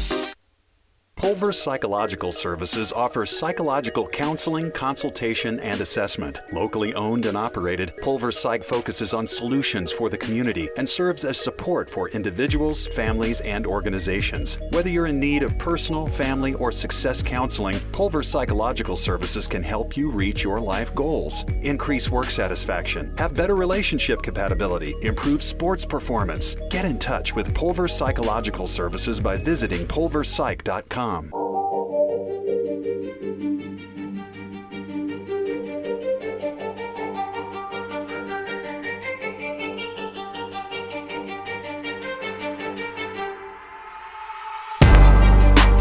told Scotty, keep that microphone. Not me, him. What? Here we go. Wes Radke has joined us now, the liveliest part of the show every week. Hey, you almost saved the best for last. You got a few more back there. Yeah, we do. We do. You got Mottenmeyer back there. Yeah. Young guy. Pulver always comes in. He's the cleanup man, so he'll be That's here late. the problem. If I knew Pulver was a cleanup man, I would have came in way after. Way after. Well, he's working, he says, up until the time he comes in here. So that's what everybody says. I know. So how many games we had to talk about from last Wednesday till two? We had Winamac. There's that. Yeah, two. Okay. What do you want to talk about first?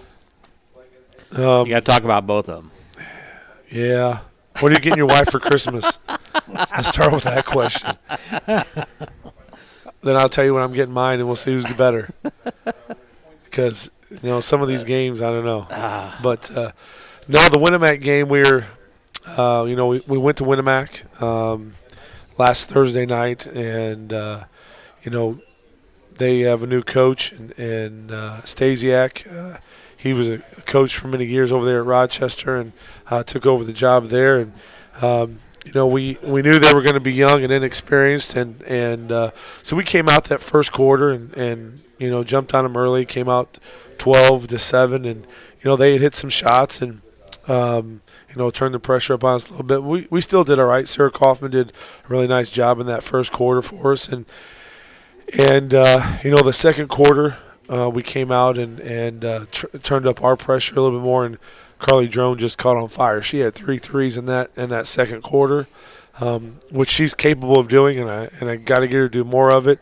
But she was really nice to see her go off there in that second quarter, and so we ended halftime at 29-18, and they hit some threes that we left open a little bit that we shouldn't have, and that which allowed them to kind of hang around a little bit. But that coming out the third quarter, again, Carly picked up where she left off. She had another 3, and Brody came in and did some things for us, and Sarah kept playing hard. And so at the end of the third quarter, it was 40-25, and we really cranked down on them defensively and didn't give them too many looks. And it was nice to be able to see us respond that way, playing defense and getting after it.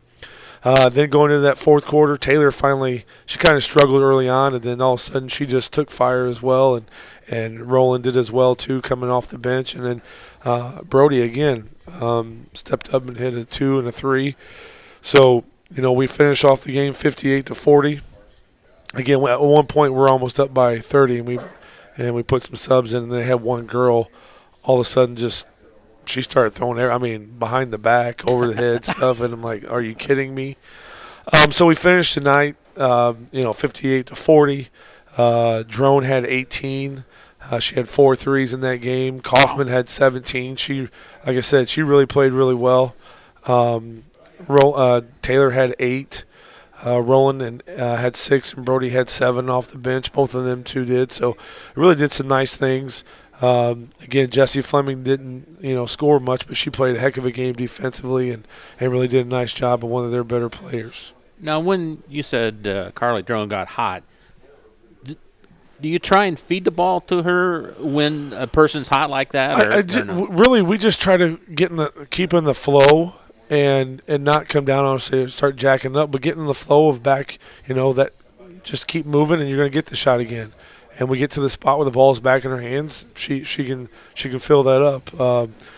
She's the type of player that once she gets that confidence, it goes a long way with her. And that night in particular, she had that lot of confidence, and it was just, man, they were leaving her open, and they weren't respecting her as far as what she's capable of doing. And she made them pay for it that night, and it was big for us that night. Now you get a circumstance like that. Coach, will you nudge the girl a little bit and at a timeout and say, hey, keep shooting it, you're hot? Yeah, but in the same aspect, as a young group as I have, we have to still learn when a good shot is and when it's not. In her case, she was quote unquote, on fire, hit 2 or 3 in a row. But then after a while, if you're not hitting, we gotta readjust, reassess things, and come back to it. Just don't keep beating the dead horse. If it ain't going in, it ain't going in. And so move the ball back around. Let's get back into the flow of the offense, and it'll come back to you. So we're just trying to keep them moving in the right direction and not standing and expecting to catch the ball, but being able to still play the offense and what we want to do and still get in the rhythm of those shots. All right. We're going to talk about last night. I know it was a tough one. I know you had a sluggish second half, didn't you? You had a great first half. Yeah, the first half, first quarter, we're going to BC. We played them once already in the IU Hoop Shoot Classic, and they got us. And again, in that game, we were up at that point at times too, and just gave the game away with turnovers. And so last night, I thought, okay, we've played them once already. You got the confidence. You know what they're going to do. And again, we came out that first quarter, and it's 13-12.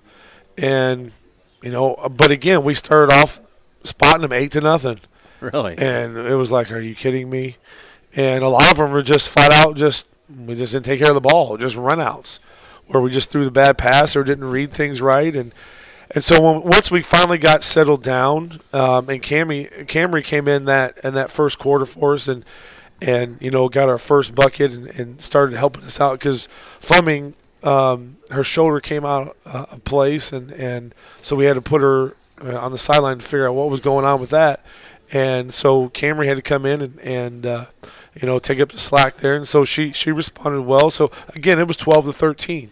And so we're feeling okay. We're doing all right. So second quarter, we just find this another gear, which is nice to see. We just start doing some different things, start pressuring them, start turning them over, and start taking advantage of things. And we come out and we score 14 to their 6.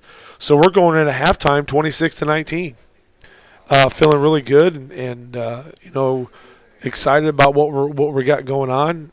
Carly Drone played really good that second quarter. She hit another big 3 in the corner and hit some layups. And Sarah Kaufman, and I'll talk more about her in a little bit, but was all over the place. The kid was just phenomenal and doing a really good job. And so again, halftime is 26-19, and then we come out second half and the third quarter, and what lead we did have quickly went away because we just threw the ball away. Again, it was nothing they had done, no adjustments that were like we weren't ready for that. We just literally threw the ball away. And, they scored 12, we scored 6. And in the third quarter, we're still up by 1, 32-31. And we're taking their best shots, and we're holding it and doing some good things. But, again, this fourth quarter, we just kind of lose track of taking care of the basketball, and we don't hit free throws. Do you get to playing too fast a little bit? Or I think it just comes to the point where it's not playing too fast. It's just not we're staring down things too much, like we're literally staring or wanting something to be there that's not. And that's just coming with some more. Of course, I say experience, but we're in the game 11. We ought to be past some of that stuff, and we just didn't handle the ball very well and made very good decisions. And just got beat on some things. And again, when you look at our stat book, we had the shots, and again, they just didn't go. We just didn't make the shots that we needed to make when we needed to make them, and unfortunately they did. And so when we did foul them, it was when they were shooting. And so when you look at, this, like I said, the scorebook, they scored 12 to our 6. So at the end of the game, it's 43-38. And we still, at the end of that game, had multiple times we had the ball. I mean, 2 times in particular, we had the ball either on our sideline or under our basket, and we turn it over. You can't do that. We got to be able to take care of the basketball, especially when it's under our basket, without turning the ball over. And so that didn't help us out any, because those are 2 crucial moments for us that we could have taken advantage of where we're at and scored, or gotten the ball back and got a good look and got a shot up. So it just didn't help us out any. So, again, we ended up losing 43-38 in a game, again, that we're 6-5 in 5 of those games. I truly believe we are our own worst enemy. And nobody else can convince me of that, because I know we're capable of doing. We just got to get it together here and figure it out. And as a coach, as a coaching staff, I think that's something that we're constantly working on and trying to get better at. Taylor struggled shooting the ball, but she led us in scoring with 11. Carly Drone had 9. Cameron Rowland had 7. Sarah Kaufman had 6. And Sarah probably played, even though she only scored 6 points, was probably the best game I've seen Sarah Kaufman play in many years. The kid was all over the place, rebounding, playing defense, passing the ball, just everywhere. Loose balls, she was getting the 50-50 balls. The kid laid it all out there, and it was evident after the game. She was pretty upset with the fact that we lost that game, and I was with her as well, and some of the others. And it's just something that, as a coach, we have to make sure the girls understand that it's not okay. I know you don't intentionally, purposely lose a game, and you don't intentionally miss layups and shots. But in our lives and in basketball and whatever you're doing, it's not okay sometimes. And it's okay to let them know that it's not okay. You should be upset about this. And we are better than what we're playing. And so, it's just one of those games that got away from us last night. And the second half, we only shot 28%, and they shot 48%. So therein lies, what's going on there. And they shot 52% from the free throw line, and we shot 53%. So neither one of us were burning it up in that aspect. The difference is they were 12 for 23, we were 9 for 17. And we've got to quit fouling, and we've got to quit putting people to the free throw line, especially later in the game. going into the third quarter, they're already double bonus. And Whoa. it's tough to win games like that when you do things and put yourself in that situation. So, we've got to get back in the drawing board here, and we had a good practice today, and again, we had 20 turnovers, they had 29. So we win the turnover battle there, and we still lose the game. It just comes down to, we have 13 field goals, they had 14 field goals. We have 1 3-pointer, they have 1 3-pointer. So you look at the game, free throws are key. We got to make free throws. We got to put them in, and we're getting plenty of shots and getting to the line. We got to capitalize on it. So again, just a very frustrating game for us, for not only for myself but for the girls. That we just man, and the best thing we can hope for is we get them again in sectional. What do you shoot on free throw wise for the year?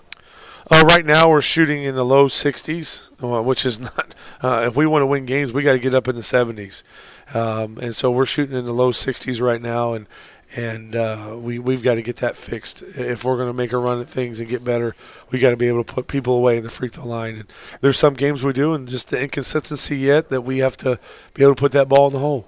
Are you really 11? Are you halfway through the season already? Yeah, there's 11 games. Tomorrow we play Delphi, and that'll be 12. A couple big ones at Joe Bervin coming up. Yeah, we play tomorrow night at home against Delphi, which would be, they're 6-5. They got a new coach in Todd Woodland, and he's been around for a long time, and so they're a very tough, very scrappy, very intense and physical team that we have to be ready to handle their pressure and their physicality, and we can't overlook them and just look past them. They got the Roth girl who's averaging about 13 a game, and the Pickering girl who's a guard for them that's very physical.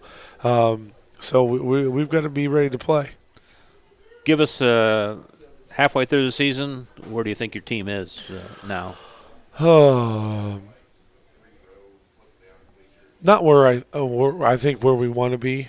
Obviously, I don't ever want to lose a game, and neither do they. But at 6-5, and we look at the games that we've lost and how we've lost them, it's kind of frustrating that we've got to try to put things in perspective to where we got to quit being our own worst enemy. We've got to start working on the things where we're confident in the offense, that we can play the defense the way we need to play and not give up points and big shots and be able to do the things we ask them to do day in and day out. And again, young team, they're going to make some mistakes, and I realize that, but we're past that. We're 11 games, 12 games, only be 12 games in tomorrow night, and we got to start getting better at things. So I hope we start, and my outlook is that we start to get better. Obviously, that's the goal, and people say no, duh, Wes, but we have to keep that in the forefront of our minds. That every game, every practice, we just had to keep getting better and better than the last game, and I saw some of that tonight in practice where we're starting to get better at things, and so am I happy where we're at? No. Am I sad? No. I mean, it could be a lot worse. But we just got to quit being our own worst enemy. How do you cut down your fouling? I'm going to run them a lot more. Every time they foul, he's going to run more. That's what worked for me. I'm a very aggressive player, and you want to be aggressive, that's great, but you got to do it without fouling. You got to do it without fouling, and we got to find a way to do it. So if it's through running, coaching them up more, taking more time to teach them what the correct thing is and where to go, and perception is key, being in the right spots and not being slow in the rotations. So it's a lot of just, you got to do it, and we're going to make you do it, and then also that coaching him up to teaching him how to do the right thing and to be in the right spot. What's your December schedule look like the rest of the year? Well, we've got Delphi tomorrow night, and then next Tuesday we play an Andrean team. That's a very good team at home, and then we're on the road at South Newton on Friday in the boy-girl doubleheader, and then we finish up the month of December with Lowell at home. So we've got some chances to turn some things around here, do some really good things, but we got to be able to take care of business and take care of the basketball. And we've got sickness, we've got injuries. that we're going to have to deal with, including tomorrow night. Fleming, as of right now, is on the injured reserve list right now for tomorrow night, and she's kind of a day-by-day process till we can get that shoulder 100% healthy, and so we got some girls that didn't make it today because they were sick. So it's always that mentality, next man up, and so we're going to have to be able to not sit and cry in our milk. We got to get ready to play, and it's got to be that mentality, because when it comes time for sectional, nobody cares who's hurt, nobody cares who's sick. It's winner take all, and then you got to be ready to play, and you got to bring your best game. And I want my girls to continue to think that process of every night's I got to bring it. I got to bring it every night. And again, if they did what Sarah did last night and brought it without intensity, it's a fun team to watch. So you don't play a holiday tournament this year, do you? No, we don't play a holiday tournament because of that IU Hoops Classic that replaces that. So we again have that time off after the 20th. We'll go on the 21st and watch IU women play. I'll take them down to Bloomington, and they get to watch IU women play Butler women. And then I'll give them a few days off, and then we got to come back to work because we got to play North White on January 5th, and we got to be ready for them. So there's no breaks. There's no long extended time off. I mean, Nate, you go all the way down to Bloomington, just wave at West Lafayette when you're going by, right? Always. Could have had just a good stop for a good college program there. Wait a minute. Who's ranked in the top 4 maybe in women's basketball? It must be an odd year or something. It's not really right now. We took him down there last year, and it was a great experience for the girls. And, I bet it is. I mean, we get right down on the floor. They get to see the speed. Because I have girls that have goals to play in college, right. And it's nice to be able to be close enough to see the speed and the athleticism and what you got to work, girls. You got to be there. It's a job when you get into college. Yeah, it's not something you just say, "Oh, that's what I want to do." You got to work at it at any level. I don't care if it's Division III, Division II, Division I, NAI, whatever it might be. It's you got to be ready to play. So. We're going to do that, and it's a good time. But we got to take care of business tomorrow night, and I'm kind of anxious to get back on the floor after last night's loss and get back in the gym with the girls and get them back playing and moving past that and learning from it and not sitting and dwelling on it and letting it stew. But just getting them back in there I'm looking forward to it. Give us a report on the JV Lady Bombers. So the JV didn't play last night. And we only played 2 quarters. Actually, we won at Winnemac, so they beat Winnemac at Winnemac. So they played a really good game there and pulled away and really. I think they beat Winnemac by like 40-18. So they played a really good game and doing a really nice job. But no JV last night, and as of right now, we're only playing 2 quarters tomorrow night against Delphi. With those girls being sick and stuff, we may have to make some adjustments on what we're going to do. But, we're going to try to do the best we can. But those girls are playing really hard and doing a really nice job in practice and doing really great things and playing a lot of basketball. That's the great thing about it. Everybody's getting to play and everybody's putting the time and effort in. So it's good. Wes, appreciate the time very much. Good luck the rest of the week, and we'll see you next week, all right? All right, thanks, fellas. Thanks. All right. Wes Radke from the Rensselaer Center Lady Bombers back with more of the Coach's Cage on 3KG, The Cage, right after this. In agriculture, preparation is important. Dedication is you deciding what to plant and then asking what it will take for a good crop. How much work will it take to produce the final crop? In sports, preparation is vital in becoming the best you can be. Dedication is a will of achievements for a winning desire. Corbett Farms encourages everyone to do their best by having a winning spirit, attitude, and achievement. Your positivity will make a difference. Corbett Farms is proud to sponsor high school sports. Indiana Farm Bureau insurance agent Joe Goodman has been serving the Jasper County and surrounding area since 2009. Being involved in the area, Joe Goodman has kept his interest in making sure he provides the best insurance for his clients. Whether you need life, car, home, business, farm and crops, or even renter's insurance, Agent Joe Goodman will keep searching for the best policy for your valued investments. Call Indiana Farm Bureau Insurance Agent Joe Goodman at 219-866-4694 or stop in at 2570 North McKinley Avenue in Rensselaer. After a hard day's work or play, it's time for some relaxation, and there's no better place than Unwind on Front Street in Rensselaer. For massage therapy, facials, spray tanning, yoga classes, and wellness, stop by Unwind. They also offer student athletes 30-minute massages for $25. Alina would like to thank Unwind's loyal customers for their patronage since 2016. To make an appointment, call Unwind at 219-869-0290.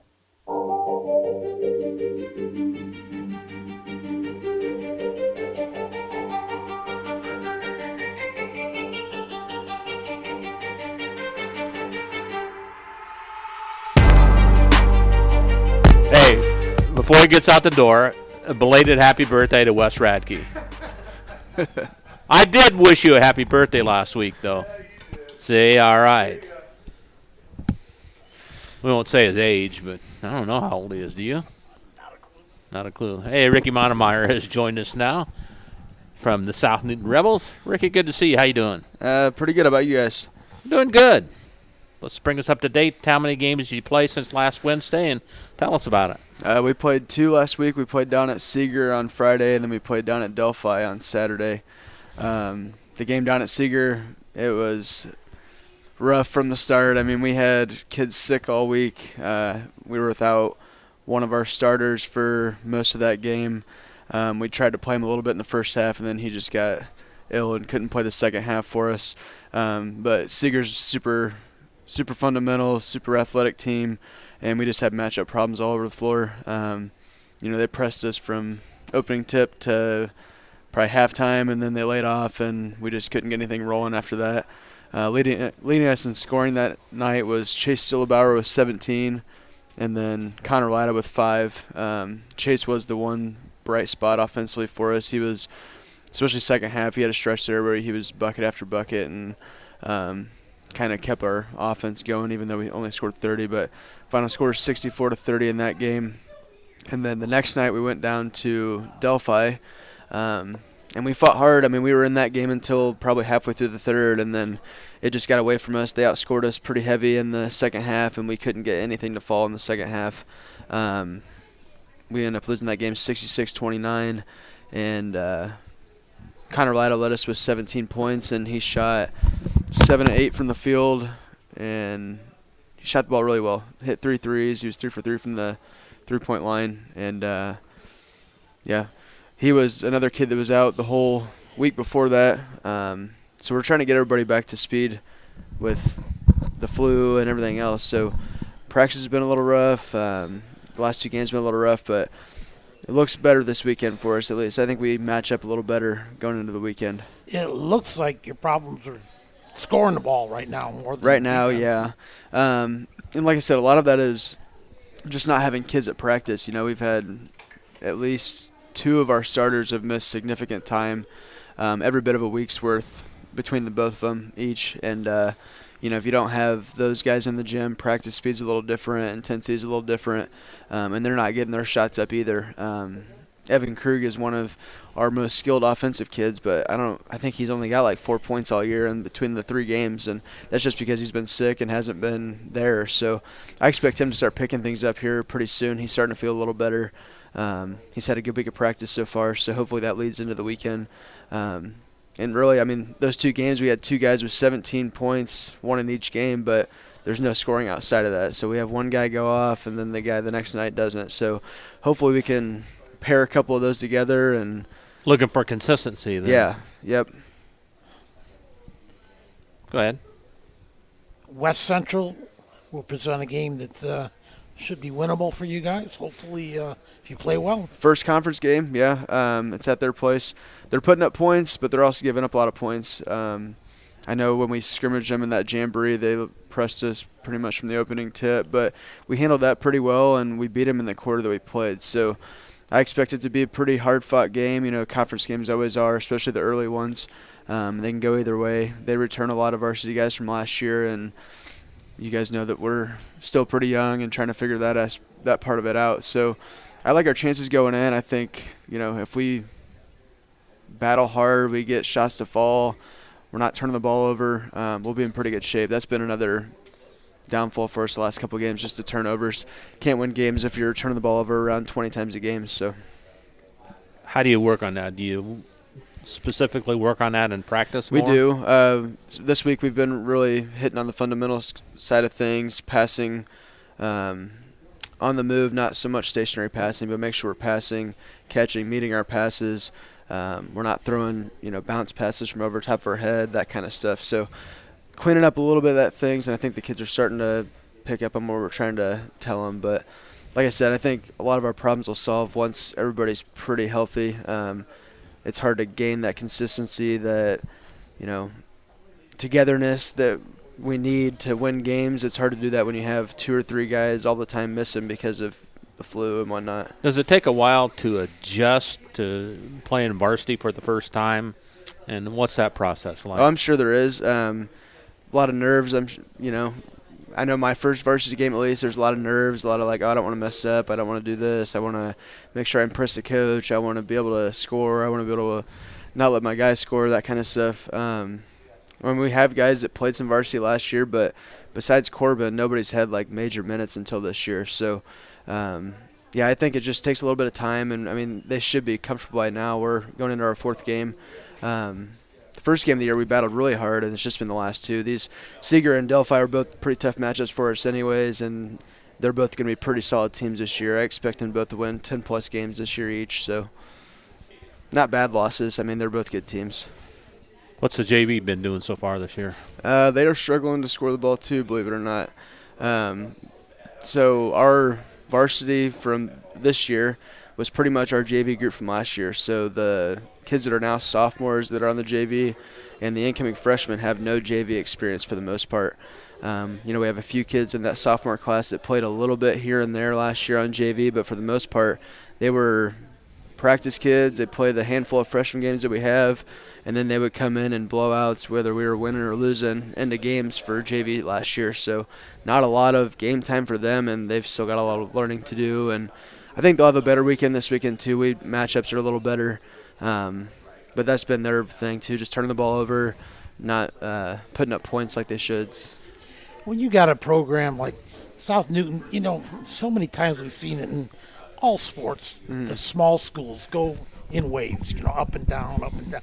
How do you really try to grasp and get, a program turned around where you started winning in a, there's so many times Bob and I will go to a North Newton football game. Yeah. And we'll say, we'll look like North Newton will play in Rensselaer, and North Rensselaer's won 19 out of the last 22 years. Mm-hmm. It's what is it going to take to change that? Because eventually it will, but as coaches, you're probably thinking about that all the time. Well, it's got to start from the ground up. You got to get involved with your youth group and your middle school guys, and build that towards high school. So we don't really have the middle schoolers running what we run in high school, but we do, at least myself. I talk to the middle school coaches quite a bit.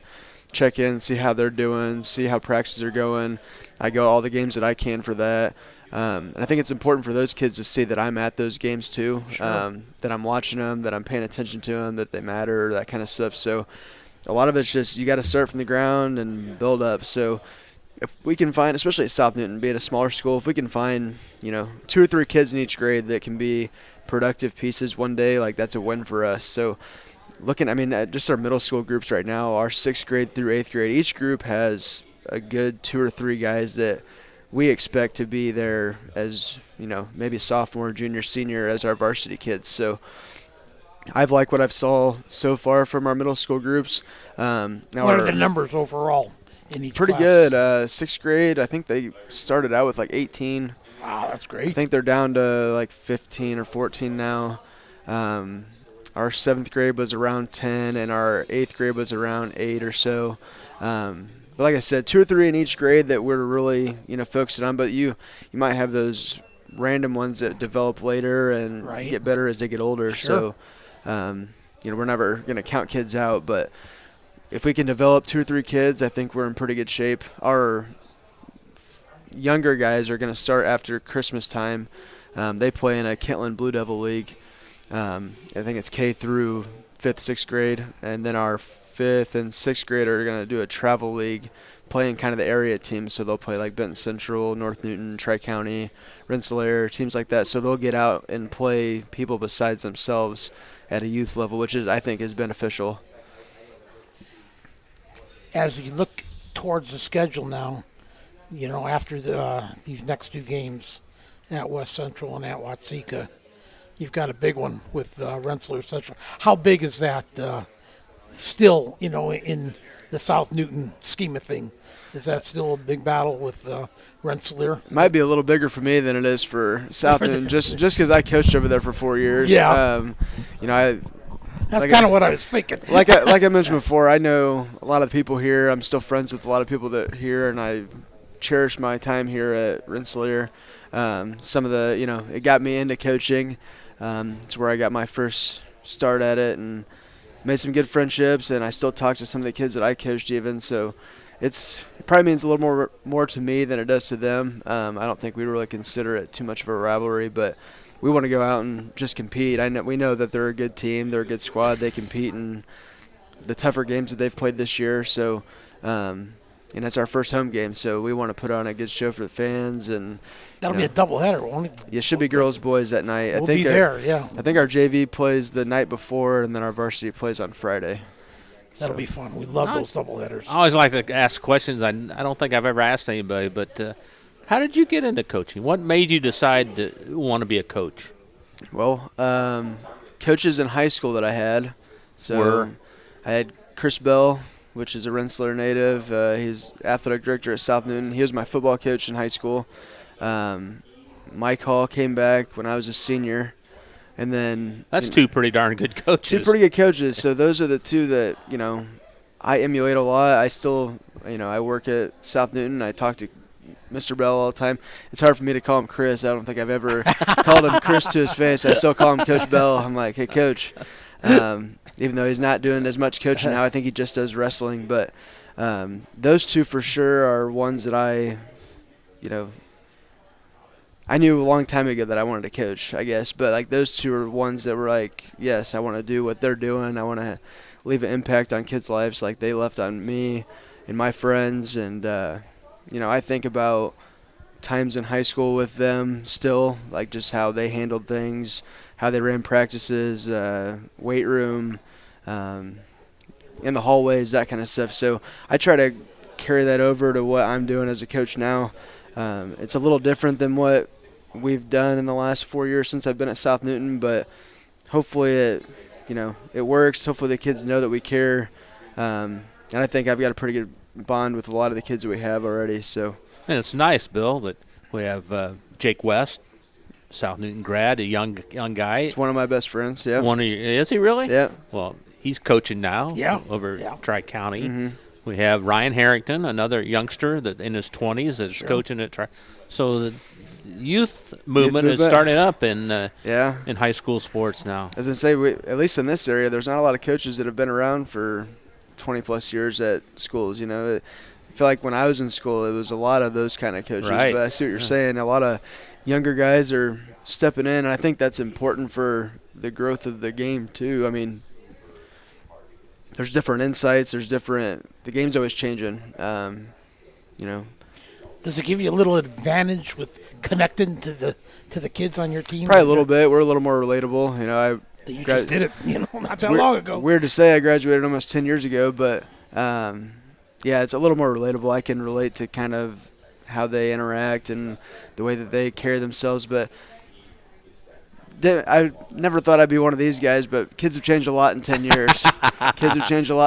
So they're funny. It's a good group of kids that we have. They're super outgoing, super funny. They're outgoing. They get kind of crazy sometimes, a little squirrely, but it's a good group of guys we got. Technology is probably no kidding. I was gonna say, tell the kids all the time, like, I didn't even have a smartphone until my senior year of high school. Yeah, there like, you go. Almost graduated, I didn't get a smartphone. So these guys are getting smartphones in elementary and early middle school ages. So wow. Now, I know we got a bunch of you coaches here. Do you guys talk a lot with each other, and do you try and help each other out, or how does that work? We're all pretty open, I think. I talk to Mark and Sam and some other guys quite a bit. We're not I'm not going to send you anything like that. So we're open to helping each other out, especially when we're not playing like within conference. Like if we play Delphi and, Northwise coach Matt, he sent me the film for Delphi last week, so we're pretty cordial, that kind of stuff. That's nice. And you guys interact.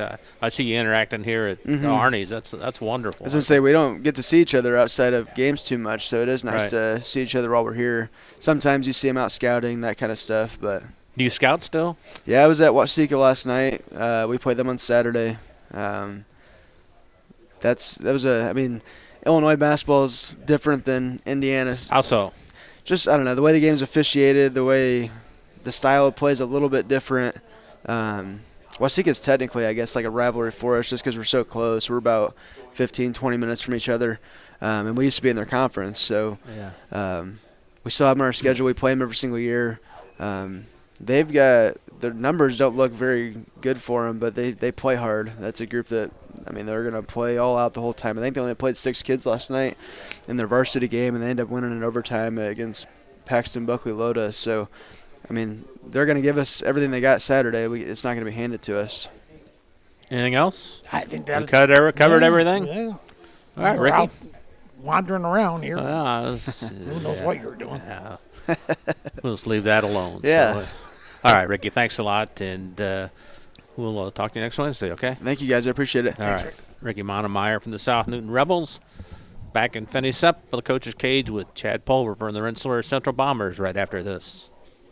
High-quality, personalized dental service is what they do at Hillcrest Dental. For over 40 years, generations have relied on Hillcrest Dental for beautiful, healthy smiles. Dr. John Ayler and Dr. Jack Drone look forward to seeing you for your next dental visit. For information or to set your appointment, call 219-866-7117. That's 219-866-7117. Or visit hillcrestdental.net. Hillcrest Dental is a proud sponsor of all high school athletics.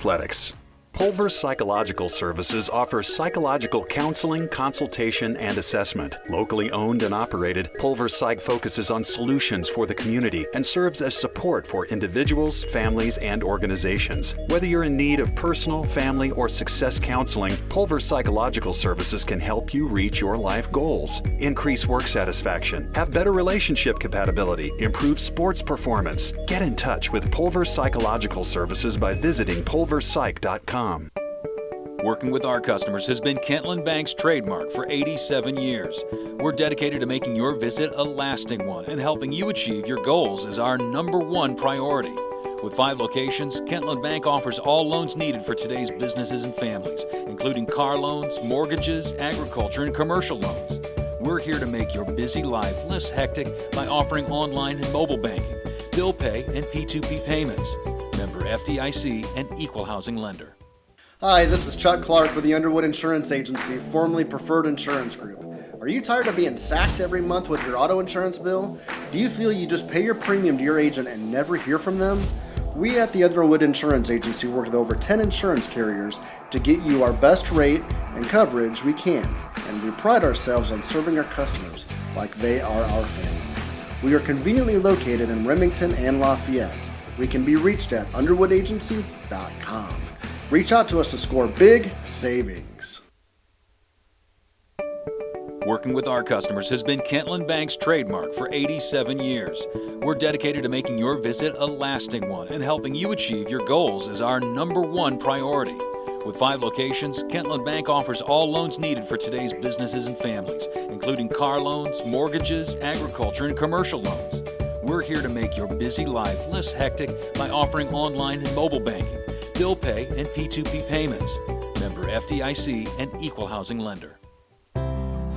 After a hard day's work or play, it's time for some relaxation, and there's no better place than Unwind on Front Street in Rensselaer. For massage therapy, facials, spray tanning, yoga classes, and wellness, stop by Unwind. They also offer student-athletes 30-minute massages for $25. Alina would like to thank Unwind's loyal customers for their patronage since 2016. To make an appointment, call Unwind at 219-869-0290.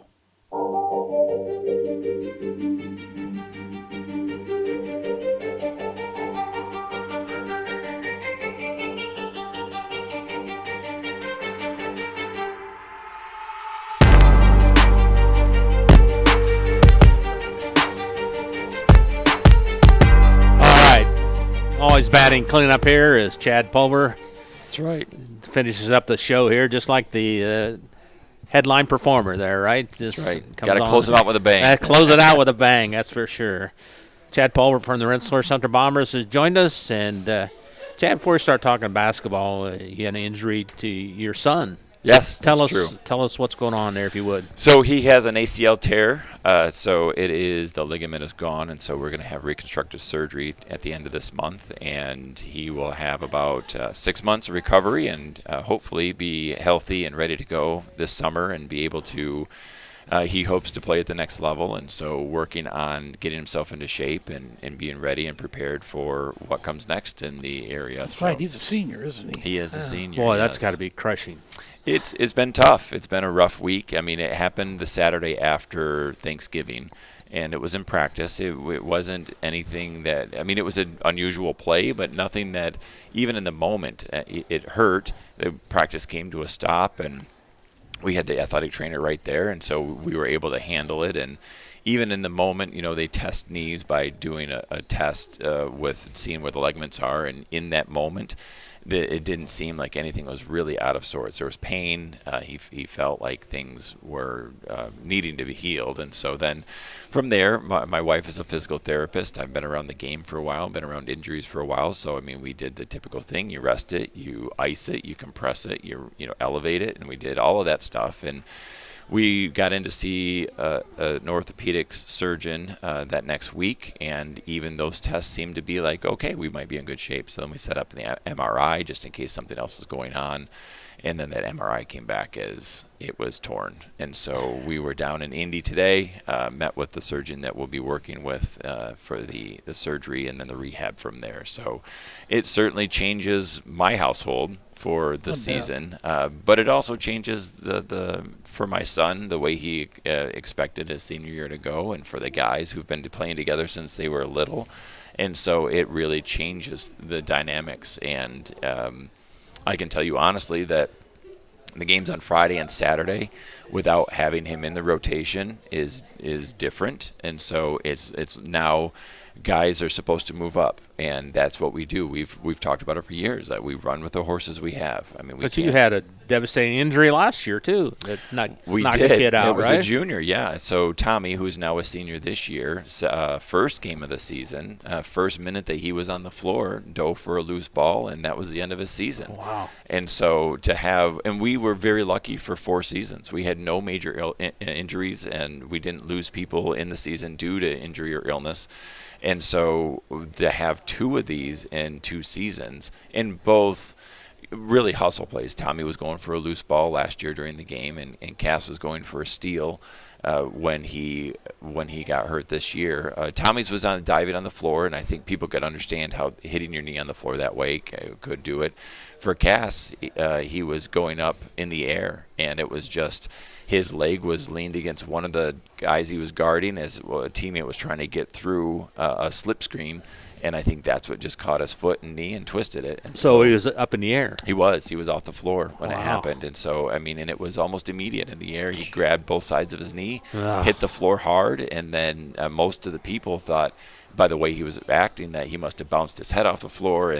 But my angle, I didn't see the head at all. I didn't see how hard he hit the floor. I saw him grab his knee. And so, but my angle was very different than everyone else. I was on the side of the floor. Most people were on baseline or right there next to him. And so, anyway, We hope it goes well. We have a lot of faith in the surgeon that we're working with and his staff. They did a great job. They walked us through the whole procedure. I think Cass is very understanding about what needs to be done. He has understanding about what he needs to do right now, what they call prehab. And so he's got to get himself ready to go for the surgery, which happens at the end of the month. Now, why do they wait so long to have the surgery?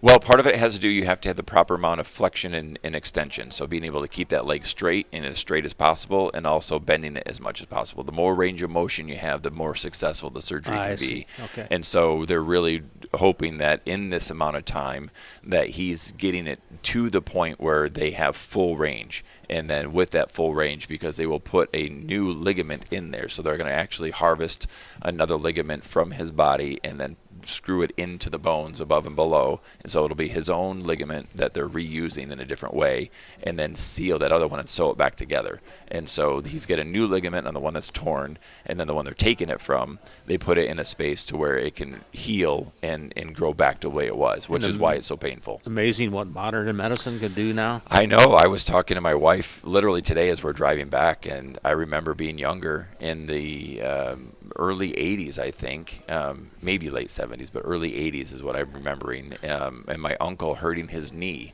And then they had to fillet the whole knee open to figure out what they were going to do, and that was the end. Like, he no longer was athletically, and he was a very gifted athlete, but when he went in for that surgery, and I think it was just an ACL, and I say just an ACL, but at that time, that was the end. He never played basketball again, and never played football again. And it was a pickup game when we lost it. So very different now when I have I'm in the room and the surgeon is able to say to me, okay, so in 6 months, this is what to expect. This is where you're going to be. This is how we move you through it. And so being able to say you can go full bore all the way out if you do the 6 months the way we expect you to. And Boy, that's nice to hear. Yeah, it's great. And so, it's devastating. Yeah, there's so many emotional ups and downs, and to have a senior season and what that means to players, whether they're boys or girls, but to have the opportunity to represent your school and to know that he doesn't have a chance to wear the Bomber uniform again in that way and to be on the floor that way. And I think that's tough. I think it's tough for anybody.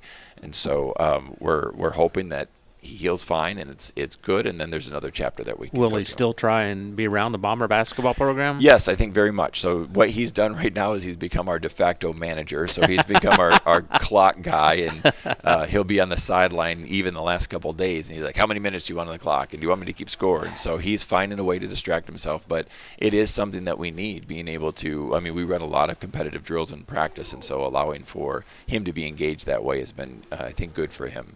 Where will his biggest challenge come now as he rehabs? Is it in the weight room, or where does he get that strength back? Well, I think early on it's just the simple pain of having to deal with that surgery. I've heard that the first week is very difficult. You're not really able to move very well. I think it's very painful to move, and so then you're really getting up to maybe get something to eat and use the restroom and shower, and then you're right back to laying down. And so that early on, that's really what it is. And then after that, it's becoming mobile, and then pushing through the soreness, because there's a difference between pain and soreness. And so then once the pain is finished, then it's realizing that, okay, this is soreness, and now we have to get to range of motion. Now we have to make sure that things are functioning correctly, and then we build the muscle around that. But Cass is a kid that has been a grinder for a while. He enjoys the workouts, he enjoys the weight room, he enjoys getting himself stronger. So that part I'm very hopeful about.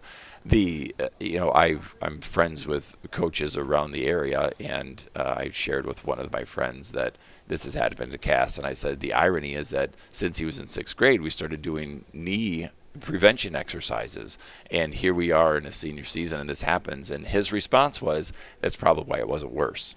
And so, it's another way to...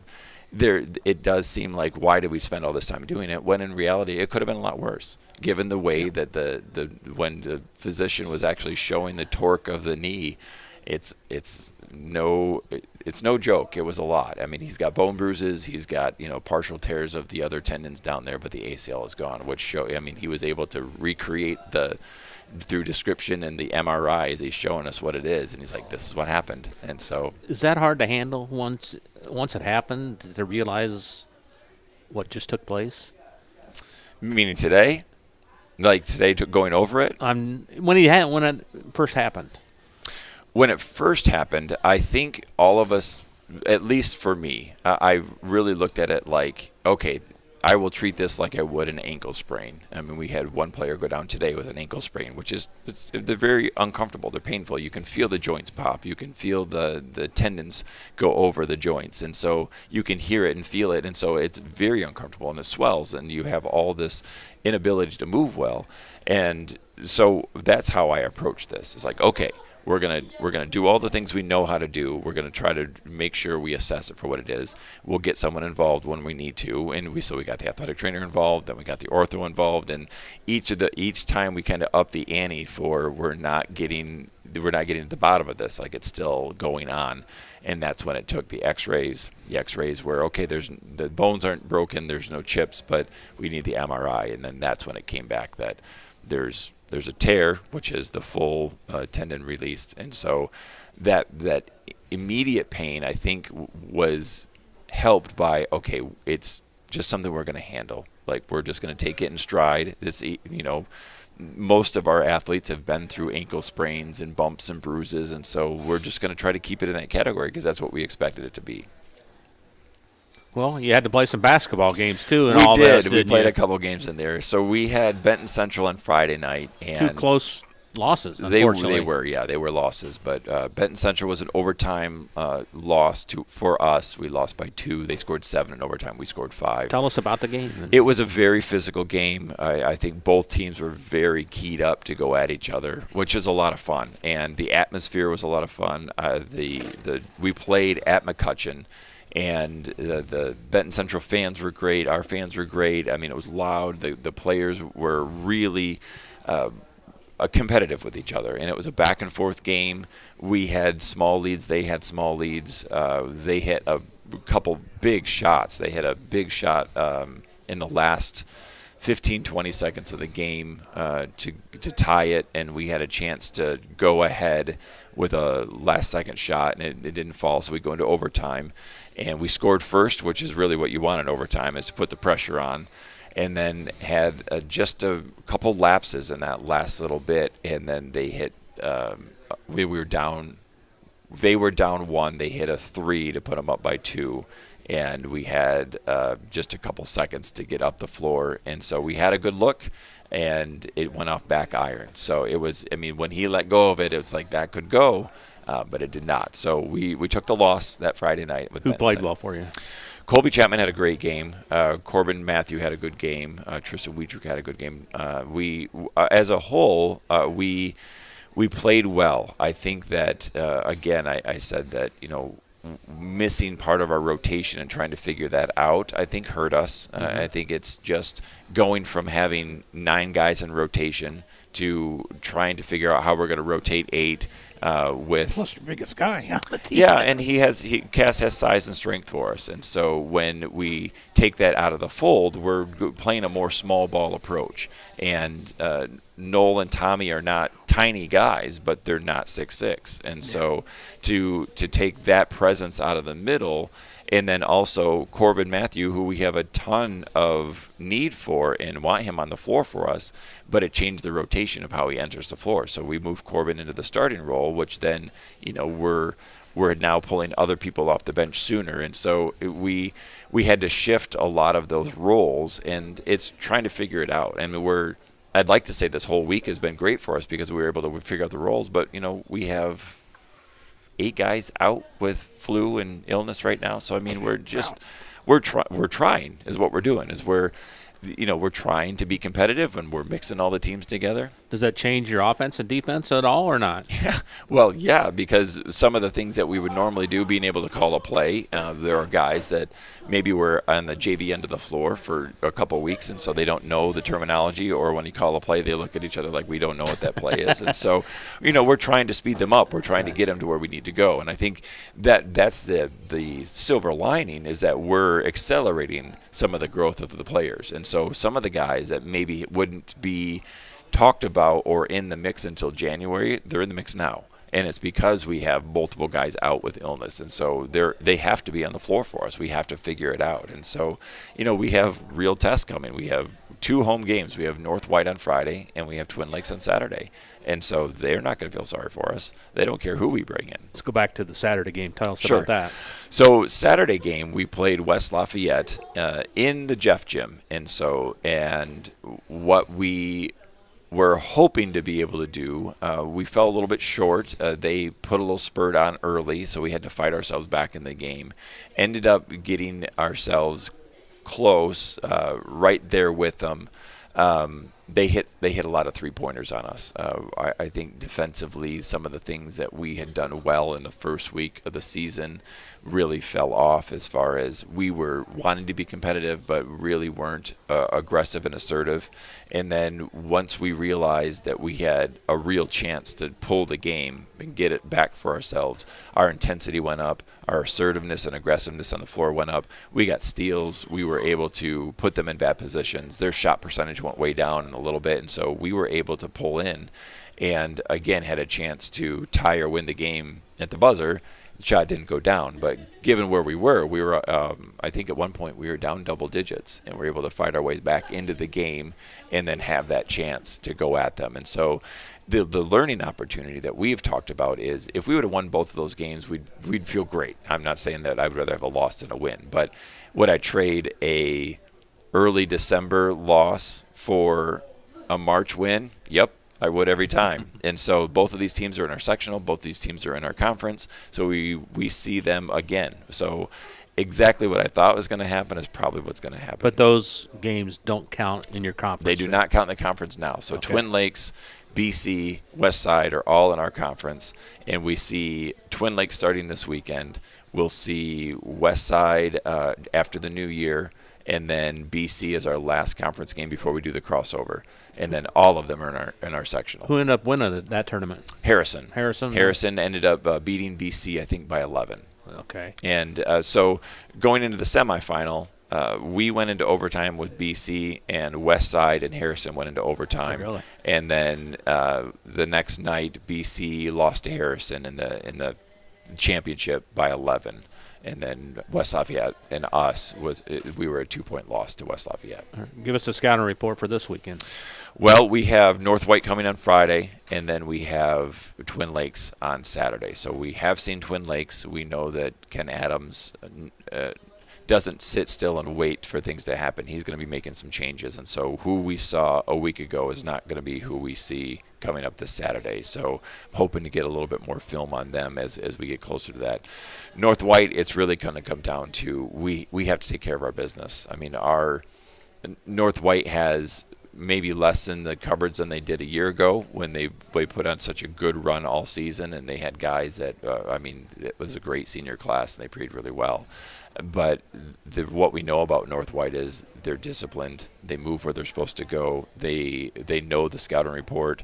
They're going to put us in the worst possible positions every time. And so what we have to do is we have to execute our game plan very well. And it starts for us on the defensive end. We've got to make sure that our defense is picking up early. We've got to get them out onto the side of the floor that we want them to go. And we have to make sure that we build triangles on our defense. And so we want to make sure those triangles are built so that way we are defending in a triangle rather than doing like a straight line. So we will have the North White Rensselaer game on 3KG on Friday night, 6:45 for the pregame. You're wondering where Matt Sipkema is tonight. He's sick. He did not go to school today, so he texted me and said he was really not feeling well. He was sick, and so hopefully he gets better by Friday. Yeah, so. It's going around, and I know that we are not the only team that's dealing with illness. I know that on our coaching staff we've had everybody has been caught down with something. Well, you've got about 7 coaches or so. Well, 8, 9. They've got to keep me under wraps is what they got to do. But yeah, it is going around, and so I hope that Matt feels better. I know that this is something that it's really hit teams hard. Yeah, and so it's and coaches aren't immune either, are they? No, I wish we were. It'd make it a lot easier. All right, give us a little JV recap on the Bombers. So let's see. On Friday, the JV has only played Friday. So on Tuesday last week, they were able to pull out a win against Twin Lakes. And then on Friday with BC, I think that they fell short, but it was a very tight game. So we're in the auxiliary gym. Brian Camarina had a really nice game. Diego Hernandez Reyes did a very nice job for us. And so we have Cohen Westfall, who's come in as a freshman this year. So we're getting some new blood to come through. And those guys, I think, are starting to understand the competitive level that they need to play. And I think, going back to the silver line that I mentioned, they're now practicing with us. And so they have to play at another level. I mean, when Brian has to post up and try to score over the top of Noel, that makes a big difference for him. Like, he can't just, put a little, 5'10" guy in his hip and go around. And Brian's big and strong. It's not like he can't do it, right, but it's at a different pace. Sure. And so I think that's been really good for him. And Diego, who is all energy all the time. I mean, if you remember Diego from the football season, sure, I mean, he's fast and he's super competitive and he's physical, and so I mean there's more than one time in a game when someone bumps in and Diego smiles like okay, you're gonna play my style now. So I mean that kind of stuff is good to see. Cohen Westfall is a lefty, hits some outside shots, and I think started to feel like, oh, this is the pace we're gonna run. Calden, my younger son, at one of the games drove from the elbow, and as the second guy comes over to double him, floats a lob over to the other side of the block, so Brian catches it and lays it in. Like, those are the kind of things that the freshmen are starting to do in order to get a feel for, oh, we need to play. We need to play at a high level. We need to keep pushing. And it's not just about the varsity. It's a growth mindset. If we get the JV to grow, then they push up harder. And so that's what we want. We want as a unit to push as hard as we can. Well, Chad, I appreciate you opening up about your son's injury. We feel so badly for him, but I know he'll be all right in the long run, and we'll see you Friday night. Okay? All right. Thanks, guys. Thanks for having me on. All right. Chad Pulver from the Rensselaer Central Bombers, back to wrap things up on the Coach's Cage right after this. High-quality, personalized dental service is what they do at Hillcrest Dental. For over 40 years, generations have relied on Hillcrest Dental for beautiful, healthy smiles. Dr. John Ayler and Dr. Jack Drone look forward to seeing you for your next dental visit. For information or to set your appointment, call 219-866-7117. That's 219-866-7117. Or visit hillcrestdental.net. Hillcrest Dental is a proud sponsor of all high school athletics. Meet you at Arnie's, Rensselaer's go-to pizza and so much more. Pizza, sandwiches, burgers are here. Don't forget about dessert. Wings, cheese sticks, garlic bread too. Arnie's pizza menu has something for everyone. Dine in or carry out in the best pizza in town. Located across from St. Joseph's College in Rensselaer.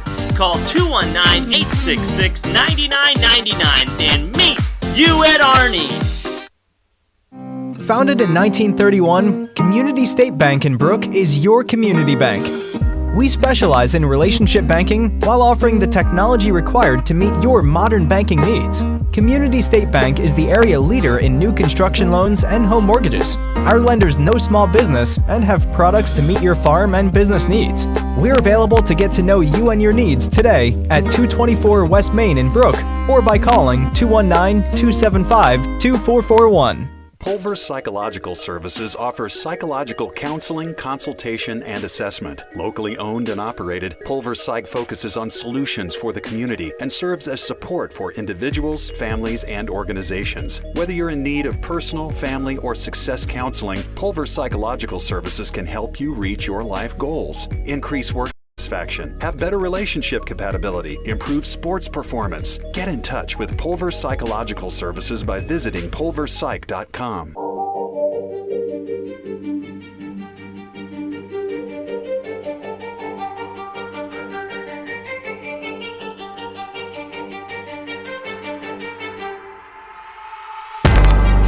Back to wrap things up on the Coach's Cage. Billy, looking forward to the next two nights here.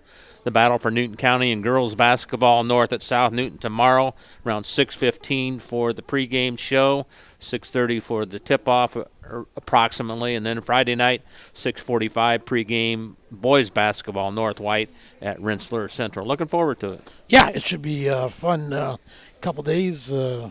Both sides, girls tomorrow, and then boys action on Friday. So we've been off for a week from games now, so let's get back at it. That's right. So, all right, Billy, we'll see you tomorrow, okay? Okay. For Scotty Miller and Bill Kay, thanking Arnie's here for hosting us here. We got to get out of here, though. Bob Kurtz saying so long, everybody.